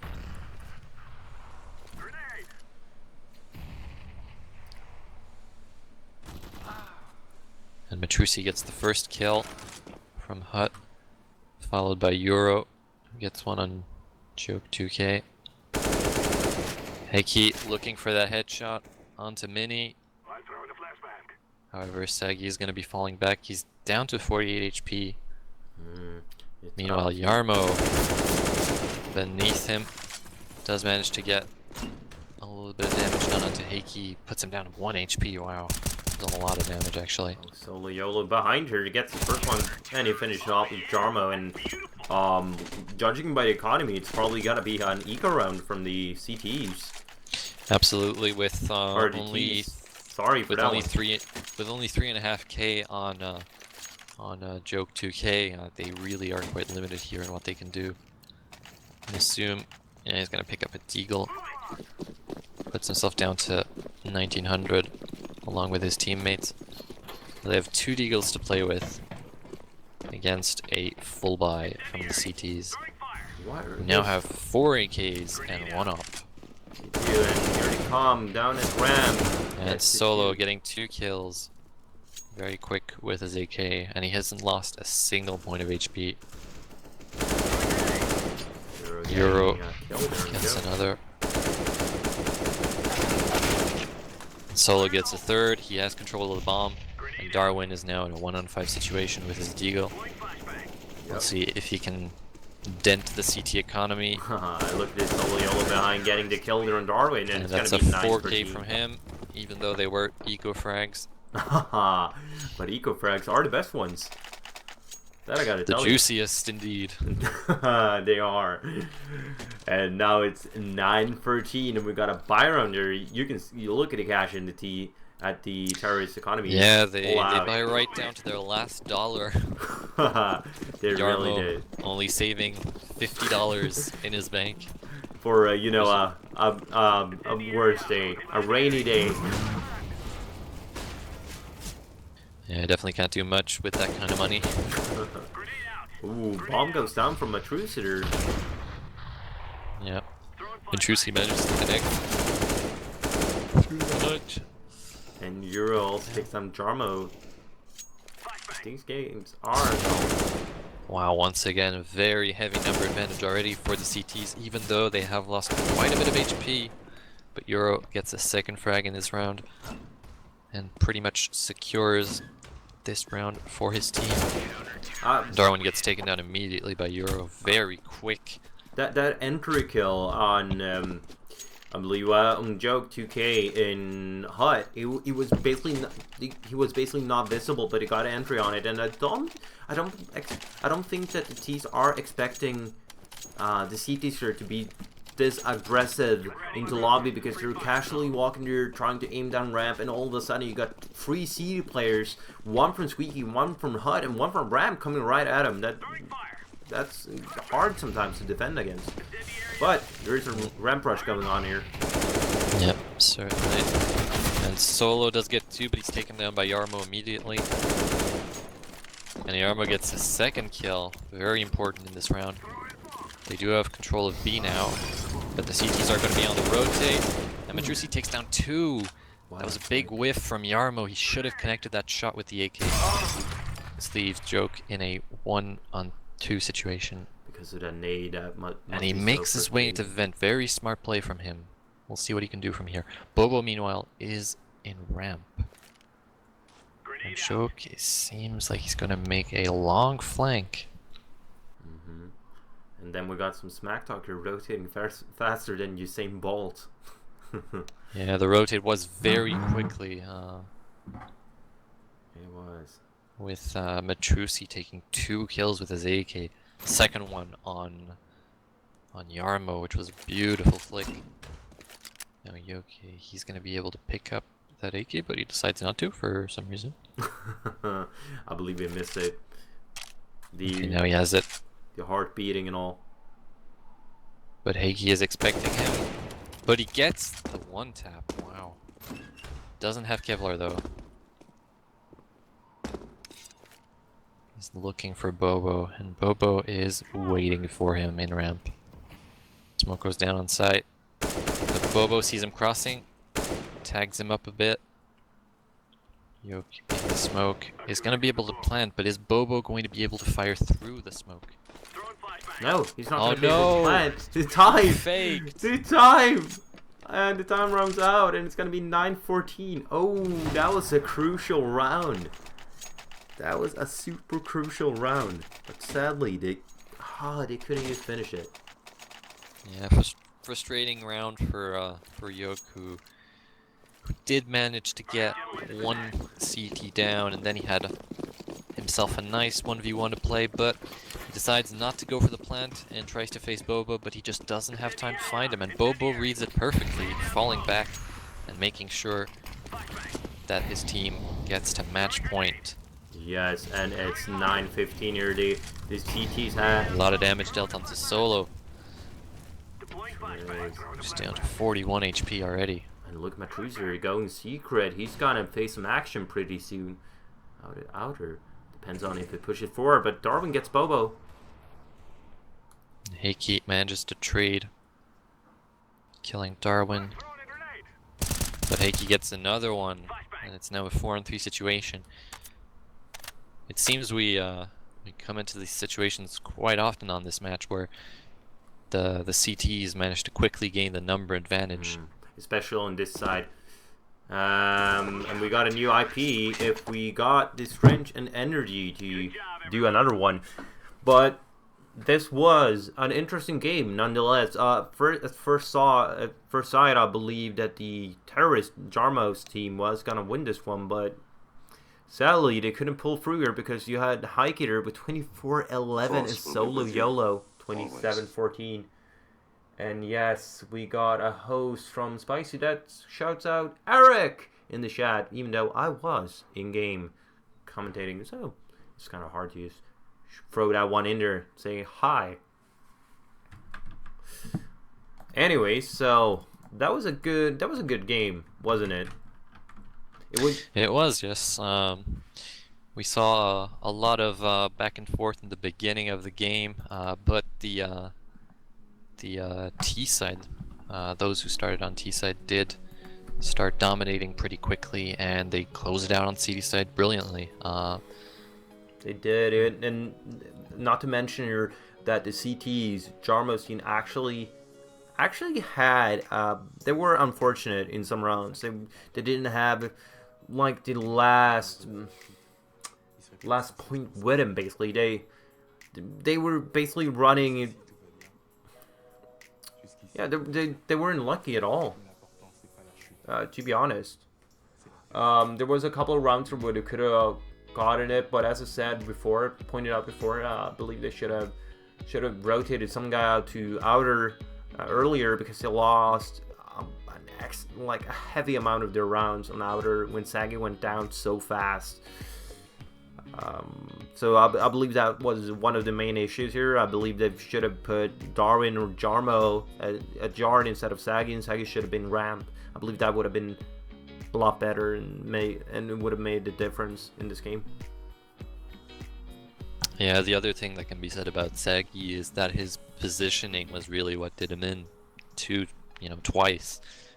We saw the T side opera was simply just scoping in on Garage, and he managed to get a kill twice simply because Sagi was sticking out a bit too far, and Sagi never saw the shot coming, so he's gonna have to work on his positioning, I'd say. Yep, except for that, it was a great game. It actually was, because you had those highlights that you were looking for. But yeah, great game. Sadly, they couldn't connect all the shots all the time. That happens in games, sadly. But you could also see that there was two players on fire, and that was Solo YOLO and Heiki. And on the terrorist team, I believe Solo YOLO finished it with 27 kills. I believe that was the score, and the other one 24 or 25. Anyways, it was a great round. Indeed, yeah. So we're currently waiting for the new IP here to roll in.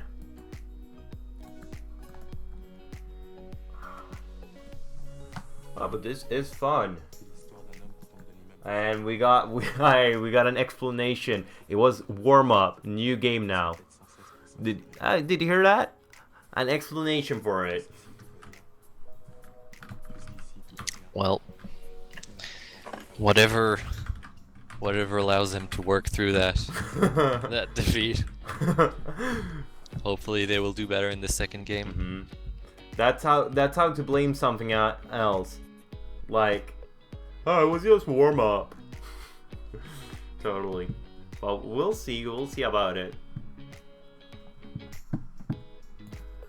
I believe we got a new game coming up straight ahead of us.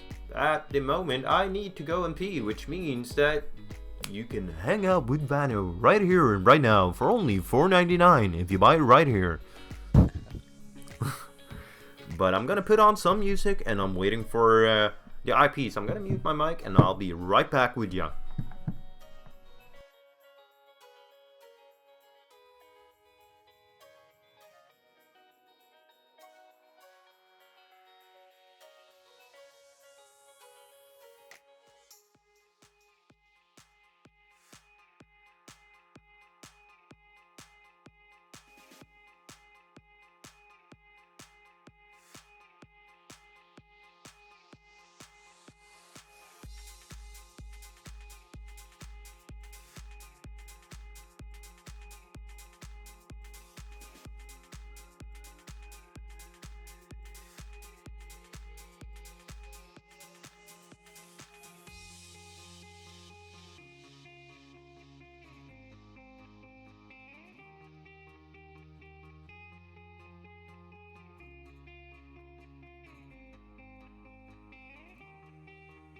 I wanna dance by water beneath the Mexican sky.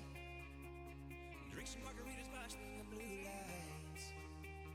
Listen to the mariachi play at midnight. Are you with me? Are you with me?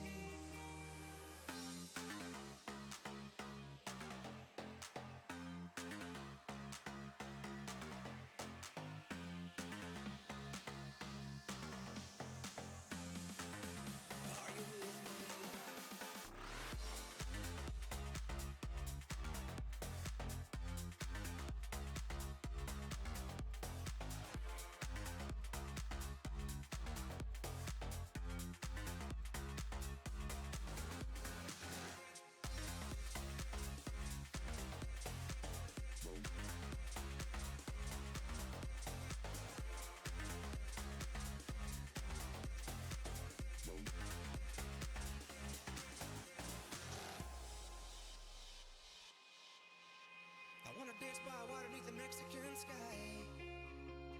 Drink some margaritas watching the blue lights.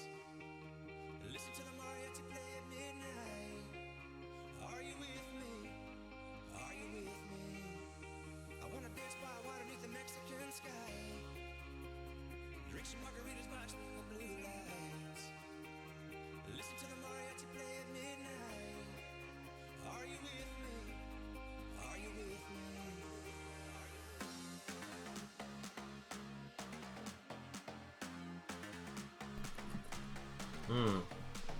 You know what? We got a new IP. Going for it. Good. And I believe my iPhone is set to... oh, I got a new message.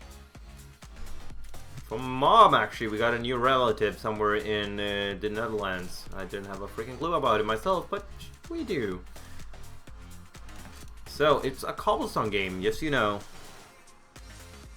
Interesting. This will be interesting from what we saw last game. I wonder who's gonna hold drop on this one. I doubt it will be Jockey 2K because he played a really important role last game. But we'll see about it. We'll see. I'm still waiting for the proxy to be set up so I can join the game.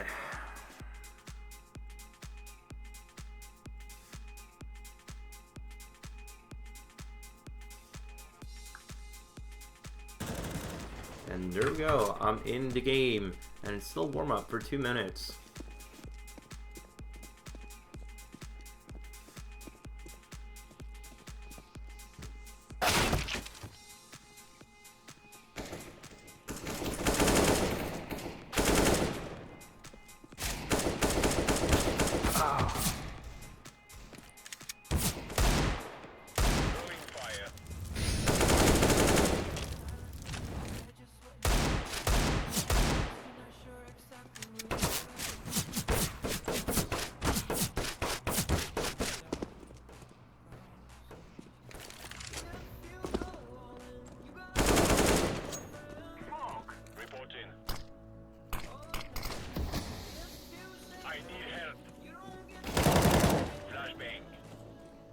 Oh, it smells like cinnamon buns in my apartment for the moment, but I doubt that I'm getting cinnamon buns today.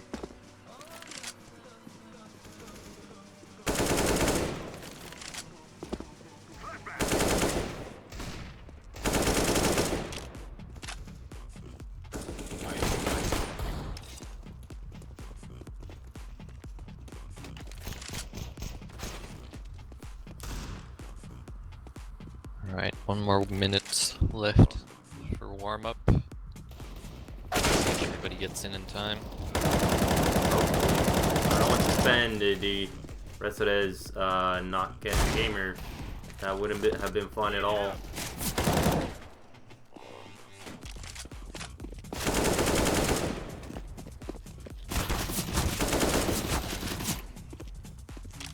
And Mad Ripper joins the CT.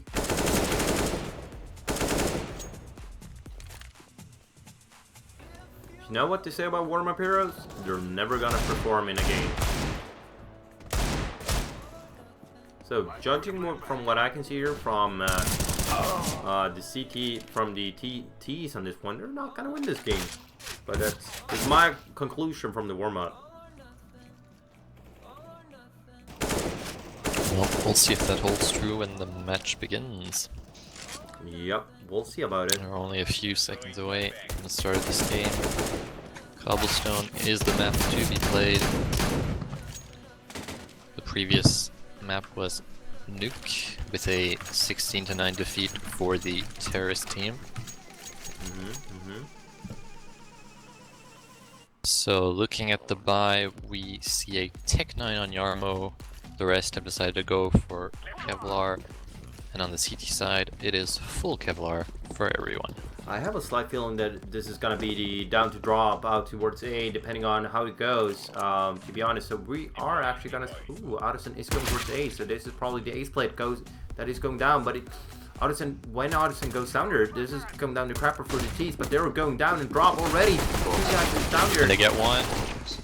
There is a trade, and it's now a 3-on-3 situation, and they're making their way towards A site. Whoa, watch the burps there, buddy. Mad Ripper getting the kill on Darwin.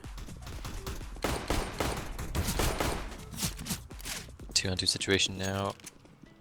Nicely traded. Ooh. Shade gets dinked by Yarmo with the Tech 9. And Yarmo gets the kill with the Tech 9, moves back, Oh, gets the second frag. Even though the round in the trad was almost getting down there, crapper for them with Addison dying early on, they managed to pull it right back, and that was because of that drop there. You could see I can't remember who it was, but I believe it was Oscar standing inside of drop, out like next to the window inside of drop and getting flashed. He's down and out. He's dead. The second 4 CTs he's dropping down there and he's blind. He's dead. But 0-1 to the terrorists, and it's a new round here. And it looks like they're going to be pushing long A on the CT side.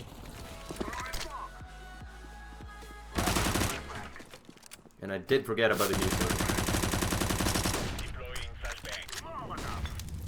So now we're looking at a 4-on-4 situation. Trades going back and forth, and Oscar managed to get one last kill before getting taken out. Jokey down at 18 But HP. now it is a 2-on-2 situation with Yoki2K being low on HP. This could be tricky for the T's, and Yoki is going to have to trade his buddy, and he does. And it's now a 1-on-1 situation. He's going to make his way towards A. Jada here with 100 HP, 100 Kevlar versus Jokey2K here. 2 kills already, but down to 18 HP. Ooh, this is going to be Decides to one. go the long route. Meanwhile, the CT is already posted up on double doors. Or door as well. Can't you hear that? He does manage to get the bomb down. Meanwhile, Shade making his way around the truck. He does give away his position with that shot. And Yoke gets the kill somehow, even with 18 HP left. I believe Nicely it was done. jumping there, getting you off it, like not aiming where he was supposed to be. But I believe he doesn't have the volume up here. standing there at double doors, basically not hearing when he was planning, not hearing when he was running towards side. Interesting, but 0-0. And it's a full eco from the terrorists. Except for 1, 2. Well, eco, and they push out. Yeah, they get a good greeting from the CTs, and 2 kills are taken in favor of the CT side. Now it's a 4-on-3 situation as Kevrik went down earlier in the round. Sadly, Pop flash comes in into middle. Sadly, they don't got the AKs that they probably wanted there. Odyssey. Now Yarmo has control of the underpass. Yes, Jarmo and Odyssey has the AKs. They're gonna play a key role in this round. Oh, One player spotted towards the long 8. Gets taken down. And they're gonna be able to make their way onto A site. One is spotted in balcony. Joke 2K. look at Skim Fiducian Trying to here. win his duel. But the flank comes in. Jarmo down to 7 HP. Scum Fiducian making his way back down into underpass, but it looks like Yarmo is expecting that. He's just gonna hold the angle, and he gets him easily. That's a good round. That's a really good round from the CTs, getting 3 kills there on almost a full eco. And we can see a safe play here from the CTs going all M4s, but limited utility on 2 players, 1 flash and 1 smoke. On Oscar having 1 flash and Shade having 1 smoke only. And an op from the T's. Wondering where he's going to play that. Probably at long A. Yes, indeed, he's posted up. He has the angle. Waiting for a CT to make the move. He held it. Angle slightly too tight. Did not get the kill. I got some intel here that we're gonna watch Jarmo.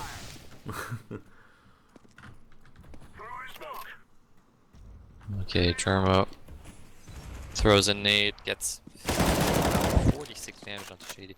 Kevrik gets 1 and drop. And I can hear the fire alarm going. Ooh. Jarmo gets 1 onto Shady. Manages to make his way to the east side, but he gets 1. Jarmo gets his second one here. Heard him, the and he third one. gets a triple. Nicely done. 2 headshots. And a 4th. Yep. Maybe that's a quad kill. he's on for the ace. Maybe, who knows? Mad Ripper coming in from connector. Spots Yarmo and gets the headshot, but he's down to 46 HP, although doesn't matter much as Darwin has the op and he's posted up. But he missed the shot. But he secures couldn't the get round the first. third one, and 0-4. Easy peasy, lemon squeezy, as I would have said. No, but it was a close round. Looking at the economy here, it's actually kind of strong here for the T's, even though they will only be able to buy one more round if they lose this one. CT's, on the other hand, is a different story. Like 2 Deagles, 1 CZ, and 1 5.7. Ooh, looking really rough for him. I'm not certain why Oscar isn't buying anything, presumably saving for an op. Because he does have 3,200 and the loss bonus would be more than enough. Oscar, you said Grant you're him off higher. on the next round. Meanwhile, 2 kills have been made for the T side. Darius Booster is just looking for a shader to walk up the staircase here. Will that happen? That's up to... Shady looking for the 1D. Misses the shot. And now he's spotted. Gets tagged up. Gets naded down to 18 HP. Gonna have to fall back. But he won't be able to, as Yarmo makes him pay. And Yoke gets another beautiful headshot onto Kevrik. And Sagi finishes off the last player and drop. Mad Ripper, and it's 0-5. Only losing 1 player there on this pistol buy from the CTs. And we got a 2 ops here in the CTs and 1 on the T's. This will be interesting because we'll probably find an op duel here. It'll probably be long this time. And I believe they missed the drop here.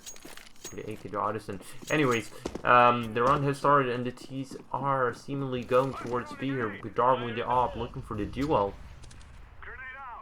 Meanwhile, Shady making his way into Chicken Coop. Mad Ripper gets a nice Kill, flip. through wall headshot.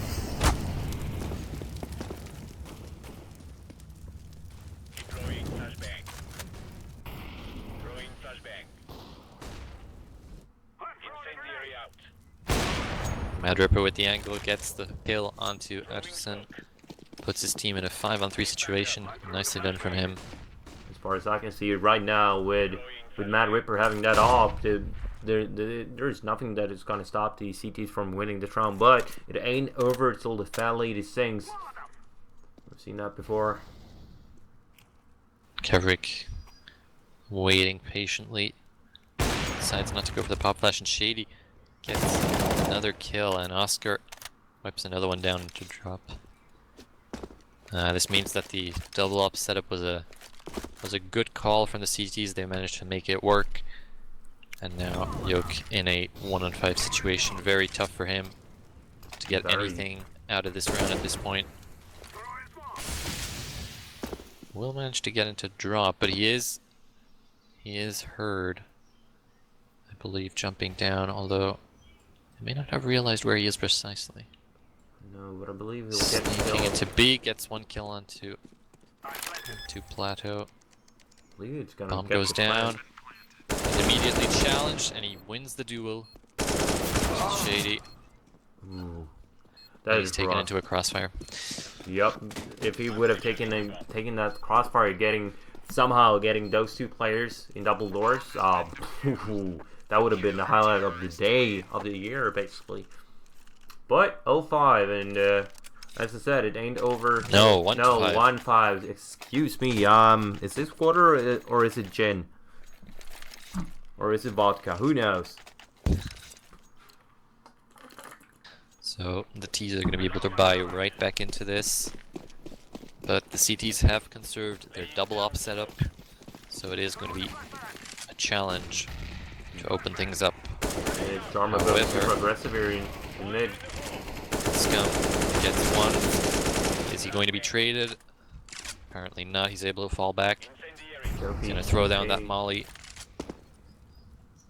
And Mad Ripper does get one, but he's traded immediately by Atchison. Atchison making his way all the way to tree. Checks towards balcony, but he is taken down. Meanwhile, Saggy has pushed up and gets a double kill. Nicely done. Spots one more and gets a triple. Very nice. But both players are low HP on the T side. Well, it's all up to Shader here with an off to make something happen. He got full Kevlar, he got a diffuse kit, and, well, full health. Compared to He's going to decide to save this. Yep. If I would have been the players on the counter-terrorist team, I would have at least communicated that Joker2K got 8 HP, Saggy got 12. That's a hit with the P2000 right in the foot, and he'll have them both. And considering that he has a diffuse kit, he actually got a P250. Considering that he also had that, and an AWP, a diffuse kit, and a P250, I don't see the reason why he's saving in this round. But then again, playing it safe could be for the better here, because if we do look at the economy on the CTs, they got 2K, 3.3, 300, 0, and 2.3. Oh, and okay. Doesn't get far enough from the bomb. The explosion takes him down. That's an AK lost to the explosion. Although looking at the economy right now for the CTs, basically Shady is going to be the hero player with that op, and we'll see if he gets anything out of it. I believe the right decision should have been to play it, but I doubt his teammates communicated properly that both players were very low on HP. And we can see the B rush coming in here. Indeed, and Shady's blinded up, so he's not going to be able to make his op work at all, but Oscar gets a frag with his pistol, and Kevri gets another, and it's already a 5-on-3 situation, although two players Are really on the lit. CT side are low, yeah. And Kevri gets another one through the smoke. Nicely done. Playing around it. Time to watch Darwin here. When he comes around the corner, gets the Darwin first one. Nice one tap. And he gets this. And he gets two. He gets a Nice. double. And now Scum's pushed up with the 5-7, but he is flanked Oh, by Darwin with a quad kill. However, Mad Ripper responds, and he has Kevlar. Darwin with the AK. However, Mad Four Ripper's kills not already. gonna let it Gets plant, the but 5th kill. It's an ace. It's an eco it ace, is. but it's an ace.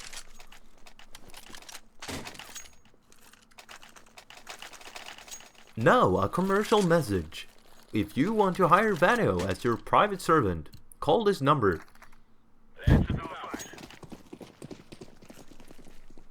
Anyways, back to the game. 1-7.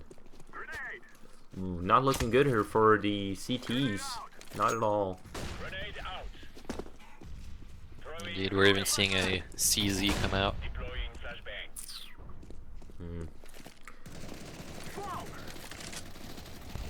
And Oscar's gonna be taken down by Saggy. Darwin gets another frag onto Kevrik. And he manages to squeeze through onto the bomb site. He is tagged a little bit, but he's gonna be able to get that bomb down safely. Meanwhile, Mad Ripper gets the kill onto Yoke2K, who is flanking in drop. And now it's a 2-on-2 retake.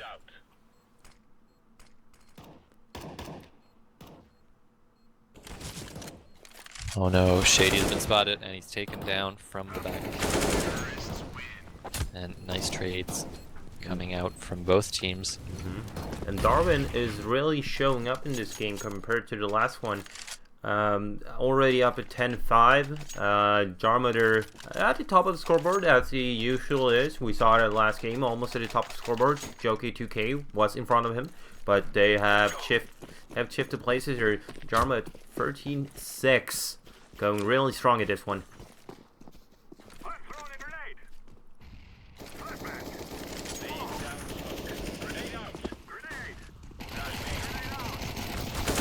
Saggy getting a nice double kill with that Mac 10, making himself a pretty sweet payday. But he's taken down by Oscar with USP, and now he has a Mac 10 to play with. He's gonna try and fall back a bit. Meanwhile, Mad Ripper opens things up on long A, or long B, sorry, with the Deagle, but Yarmo and Darwin are responding. Quickly on that one, it's all up to Kevrik here. That is in between the sides with a seed set. It's all depending here if the Tease decides to go up to B long, and if he has the time to get behind him next to block. Now the bomb's going to go down well before he makes his way onto B. Spots one player, doesn't connect the shots, and now he is in trouble. 3 T's, they all know where he is, but he's taken down by Joki2K. And it's 1-9, and well, if I were playing on the counter-terrorist team, I would have called a timeout right about this time. Try to shake things up, try to switch positions instead of doing it on the fly in the game, because that never helps. That never works out ever. Yeah, and we're seeing this quite a lot, with one player on the CT side not able to purchase a rifle or even an SMG. Has to resort to buying a pistol, in this case a Deagle on Mad Ripper. Yep. I wouldn't Scum call that efficient at all. Does have an op.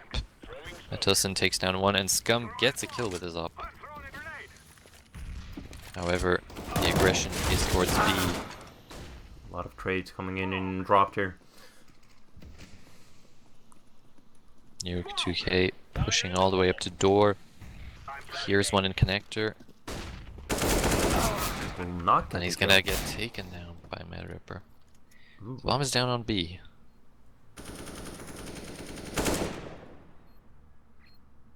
Spraying wildly through the smoke. Doesn't connect. Mad Ripper is definitely helped by his teammate Scum. He does get one. Yarmo responds. He gets one more. And now it's going to be tough for Mad Ripper. He does have a kit. Oh, he could have diffused this. He totally doesn't expect that Yarmo was still on plateau. But he goes down and Jarmo plays it safely, but Sometimes I'm strongly against this. When you're down 1 to 10, why not go for it? You got nothing to lose, to be honest. And as usual, Yeah. people are not expecting you to go for it. And Oscar here actually picks up the Swag 7. This will be an interesting thing to see in drop. Yeah.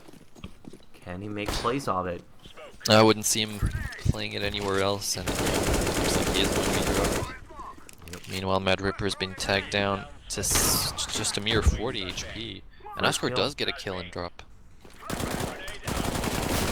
And Scum gets one more onto Yoke, but he is traded by now. Meanwhile, Aggressive play Kevrick coming takes out down from CTs. Saggy. Yeah, they're definitely answering that aggression from the T side. See if Yarmo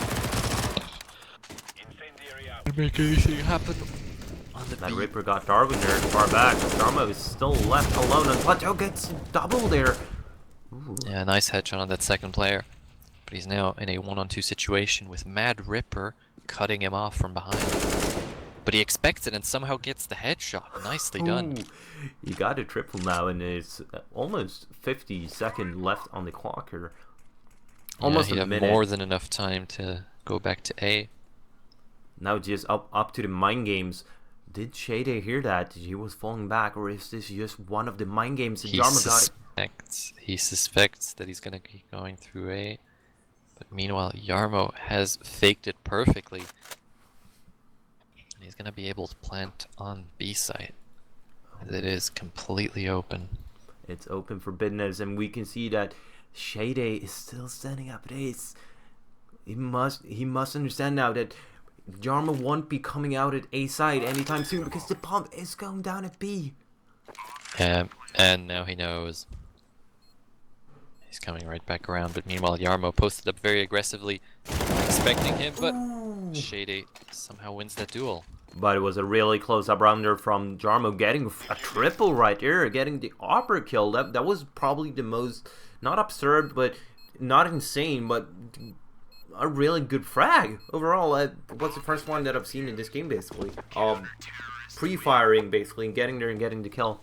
Really great kill. I did not expect him to pre-fire that angle, but he must have heard the upper scope, or maybe run through behinds. I'm not sure how he managed to pre-fire that angle. Me neither, but it happened. It sure did, and it's 2-10 now. Thankfully to Shade that are almost saving the day. Haha. Like save day. It's 2-10, as we said. We got full buy on both teams except for Saggy that got a decal only.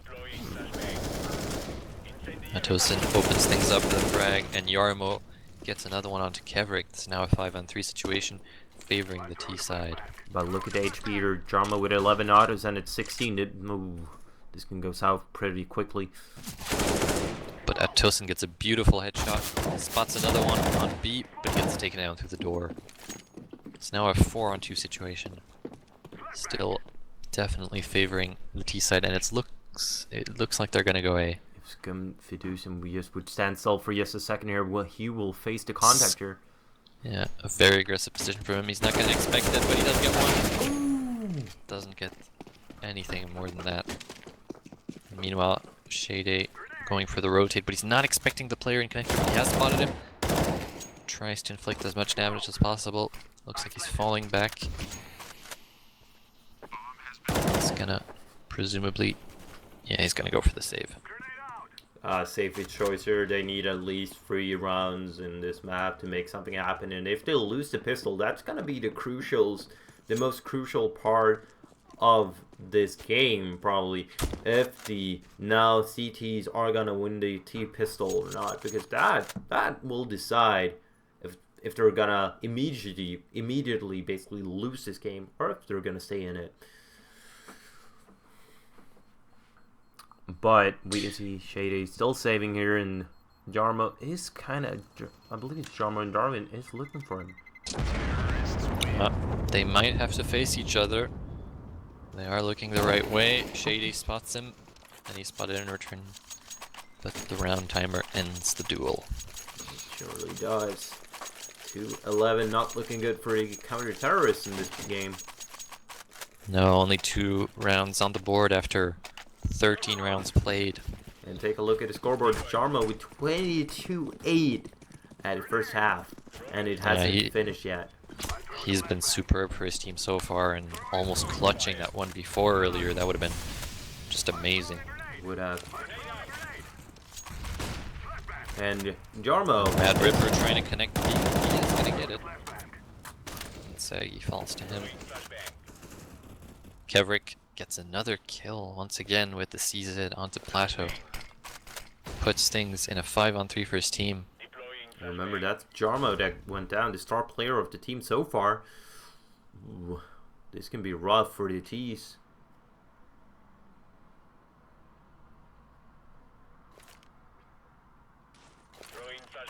Now Darwin is flanking. And yeah, he is going to make his way... Oh, back to B actually. Just throwing that smoke to fake A out, and it has pulled off Shady from his position. Yeah, Jokey, 2K, they're making a lot of sounds in Raw. Getting a Mad lot Ripper of attention. Getting very aggressive, gets the 1D and gets a second kill. There's been 3 kills for him in the round. Very nice stuff from him. Okay, answers back with a kill of his own. We'll see if he can make anything happen, but no, gets taken down by Shady. Now, as I said before, 11-3. Jarmo is the star player, and it seems to be he's like the heart of this team. If he goes down, it seems like, well, tough luck. You're SOL, shit out of luck. But, ladies and gentlemen, he's up for grabs for a team. And a girlfriend, for that matter. Good to know. If you want a great star player, hire him. Or get him. Meanwhile, Darwin making his way. Actually, he's going to be falling back. Sagi did open things up on under Longy actually with the Deagle. Oscar being super aggressive up in drop already, trying to boost it up, but has to fall back because of A. Now they're pushing into A. There is one CT hiding in sight, and he gets one frag. But now his position is known, and he's going to burn to death. What do you say, 1K? 1G? Well, only if it's your own molly, I suppose. Unless you're a Twitch shot. Scum loses his duel against Joke 2K.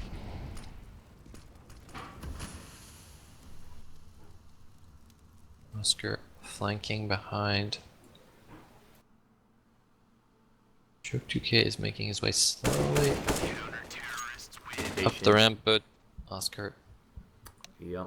And judging from the flanks him scoreboard, from you can see that Mad Ripper and Fiduciner is actually showing up to the game. Shade, we have seen him taking a lot of important kills, but it's only 6 kills that is up at the scoreboard. I thought he had a lot more than that, but on the other hand, we got Jarmo 23-10, Darwin 13-9, and Joki 9-10. Not showing up as he did on Nuke when he was the big factor behind the win, basically.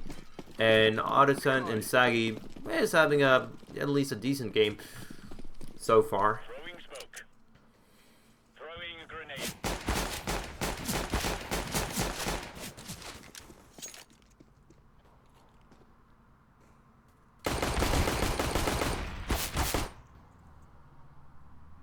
So we can see the T's doing an aggressive push here towards A side. Meanwhile, CTs are rotating. We got one behind them that could interfere in this push toward A. And that's Darwin there being a real pain for the T's. Getting Mad Ripper down also, but the CTs are really low at A side. Jarmo managed to get a kill on Scumfidus in there, but Kevin and Shady gets a kill, and Darwin is in mid, gets a second one. Nicely done from him. And Jarmo finishes off with Oscar, even though everyone on, except for Darwin, was on a low HP, but couldn't manage to hit the shots, connect the shots there. And welcome back again, wanoO. Welcome back, and it's 4-12.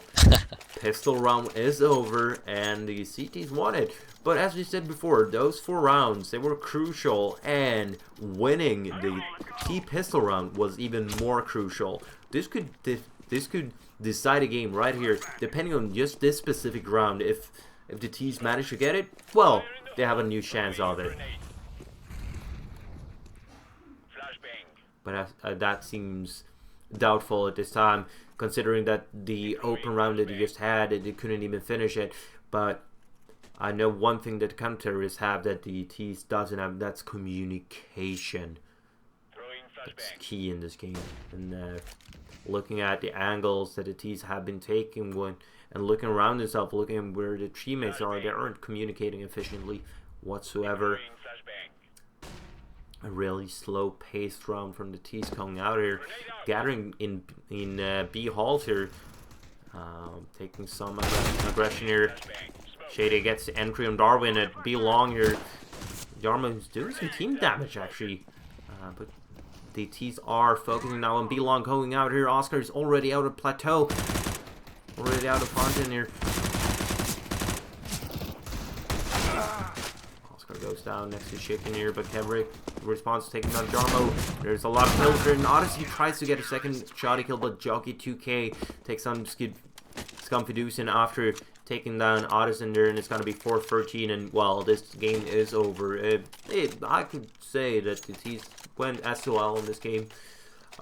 No communication whatsoever. Well, we will see about that. We will see about it, but unfortunately, it doesn't look good for him. Four rounds, having a force buy right here with Tech 9s and Deagles versus, well, a lot of rifles, that could be to their advantage here when they're coming close in a close area. Toastin getting 2, nicely done from him. Couldn't have done a lot more in that situation. Not at all. And Yoka 2K with a nice headshot from the UMP. Mad Ripper not taken down yet, but he is finished off by Darwin. And now Shady alone behind wood. And he gets taken down by Yarmo front sight. Yarmo now So at now, 27-11. as we see, the T's are going to force again, even though they could have had a force buy, or a full buy, sorry, now. If they had saved. Is this the point where the terrorist has given up? Well, it seems clear that they're going to gamble as much as possible for the slightest chance of a round, and it doesn't look like it's going to pay off because the CT defense is solid. It is. I know these guys from before that played a lot with each other, but Oscar managed to get the entry here and drop. Yarmo answers back and gets 2 kills. And cleans up drop there. Not good for the terrorists. Indeed.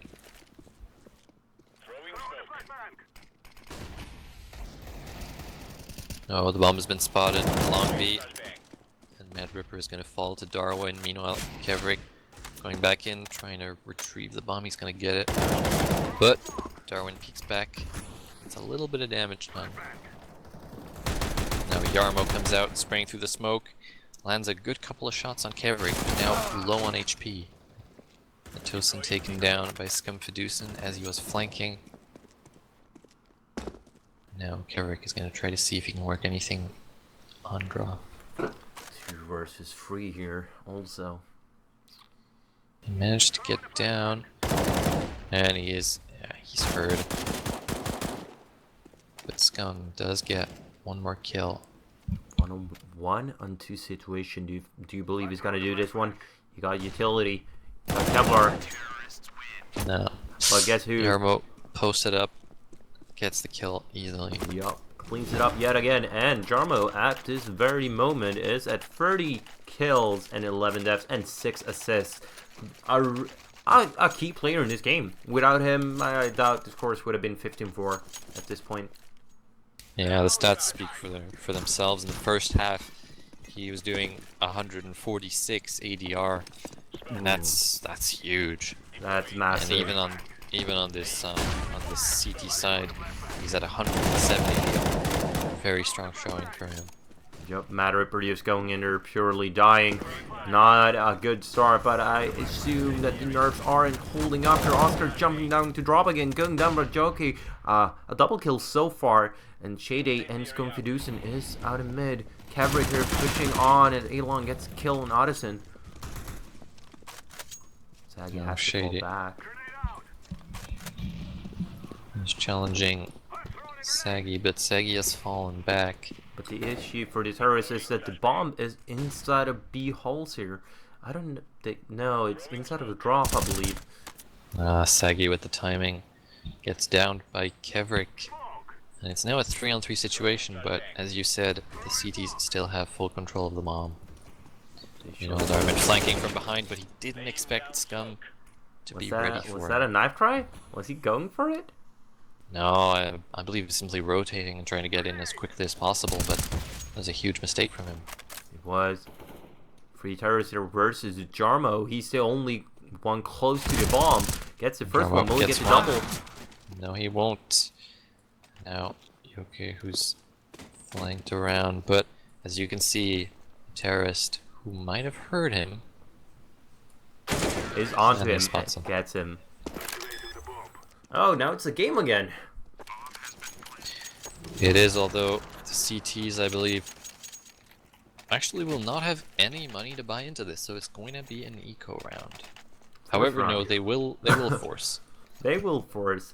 Well, this is a race against the clock for the terrorists, because they know any mistake, a slight mistake in this one, will make him lose. And Kevrick getting already down 70 HP.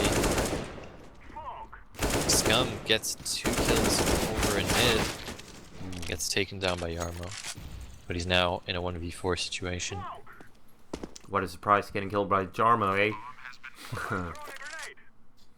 That's what you'd come to expect, judging by how he's playing this game.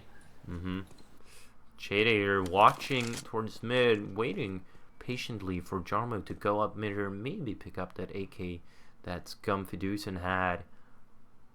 I doubt he'll be able to do that. Yeah, any extra kill that Yarmo could have landed there would have been great, because it would have hurt the T economy just that bit more, but now they're starting to build up a bank, so this is going to become dangerous. And once again, the CTs are going to be down to pistols. This time they're not going to force, they're going to be on a full save, and they should be able to buy next round. They should do, but I believe they got a P250 and a smoke. P250 on Odyssey and smoke on Jockey 2K.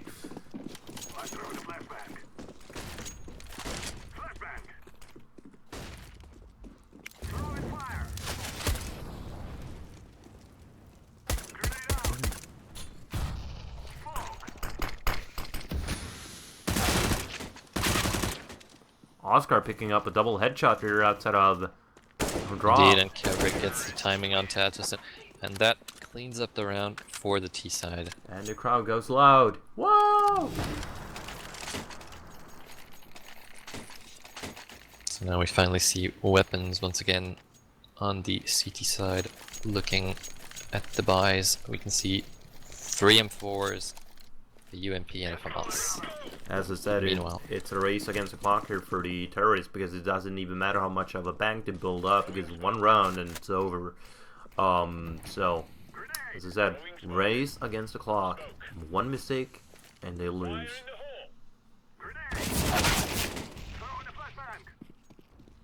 An entry here for the terrorist. Kevrick picks Odyssey there at Hell. I believe it's called that. Oh, Kevrick. He had a nade out when he should have had his weapon ready. And he's not expecting Saggy's position. Now Saggy has pushed in behind the terrorists. It'll be interesting to see if he can make anything out of this. Meanwhile, they are waiting for a mistake, controlling whatever territory they have. They are controlling it, indeed. And Saggy gets another headshot with the AK. It's now a 4-on-3 situation. And make that a 4-on-2. Saggy, 3 kills in the round. Nicely done. Gets taken down by Mad Ripper though. Yep. And 2, 3. Mayday is going down. It's all up now to Mad Ripper with his op. And, well, He does have the bomb. he does. All depending on how aggressive the CTs are playing this. He's gonna. Is he gonna make that shot?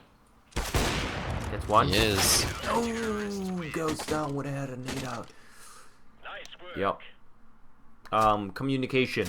I believe that's one of the things that they lost to. And Jarmo with 32 kills and 15 deaths. Darwin and Jarmo was the star players of this game. Mad Ripper did all what he could, but that's not enough when you're facing a Jarmo, a Jarmo on fire with 32 kills, as I just mentioned. A really great game, and we got an ace here from Darwin too. That on a couple of 4Ks from Jarmo too, and well, if you have a player like Jarmo in that game, you're not gonna win it. He's on fire. He was on fire, and he proved it for us 2 games in a row. So that was interesting. That was. He definitely proved himself. Yep. Being the backbone of the team. Sure did. Oh, that was a great game. So, do you got time to do another one, because they're playing Overpass apparently? Nah, I'm gonna be eating soon. So I'm gonna have to make a pause here. I don't know if I'm gonna keep casting on CSGO tonight. Might be playing something else. Me neither. I believe that was enough for tonight, wasn't it? I believe so.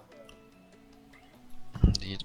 It'd be nice to do this again, but with maybe more, you know, serious matches, I suppose. Actually, you know that a cast game or a CSGO game, it starts in 2 minutes, and they gotta go TV.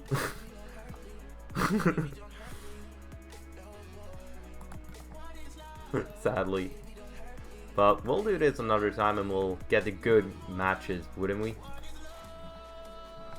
For sure, yeah. So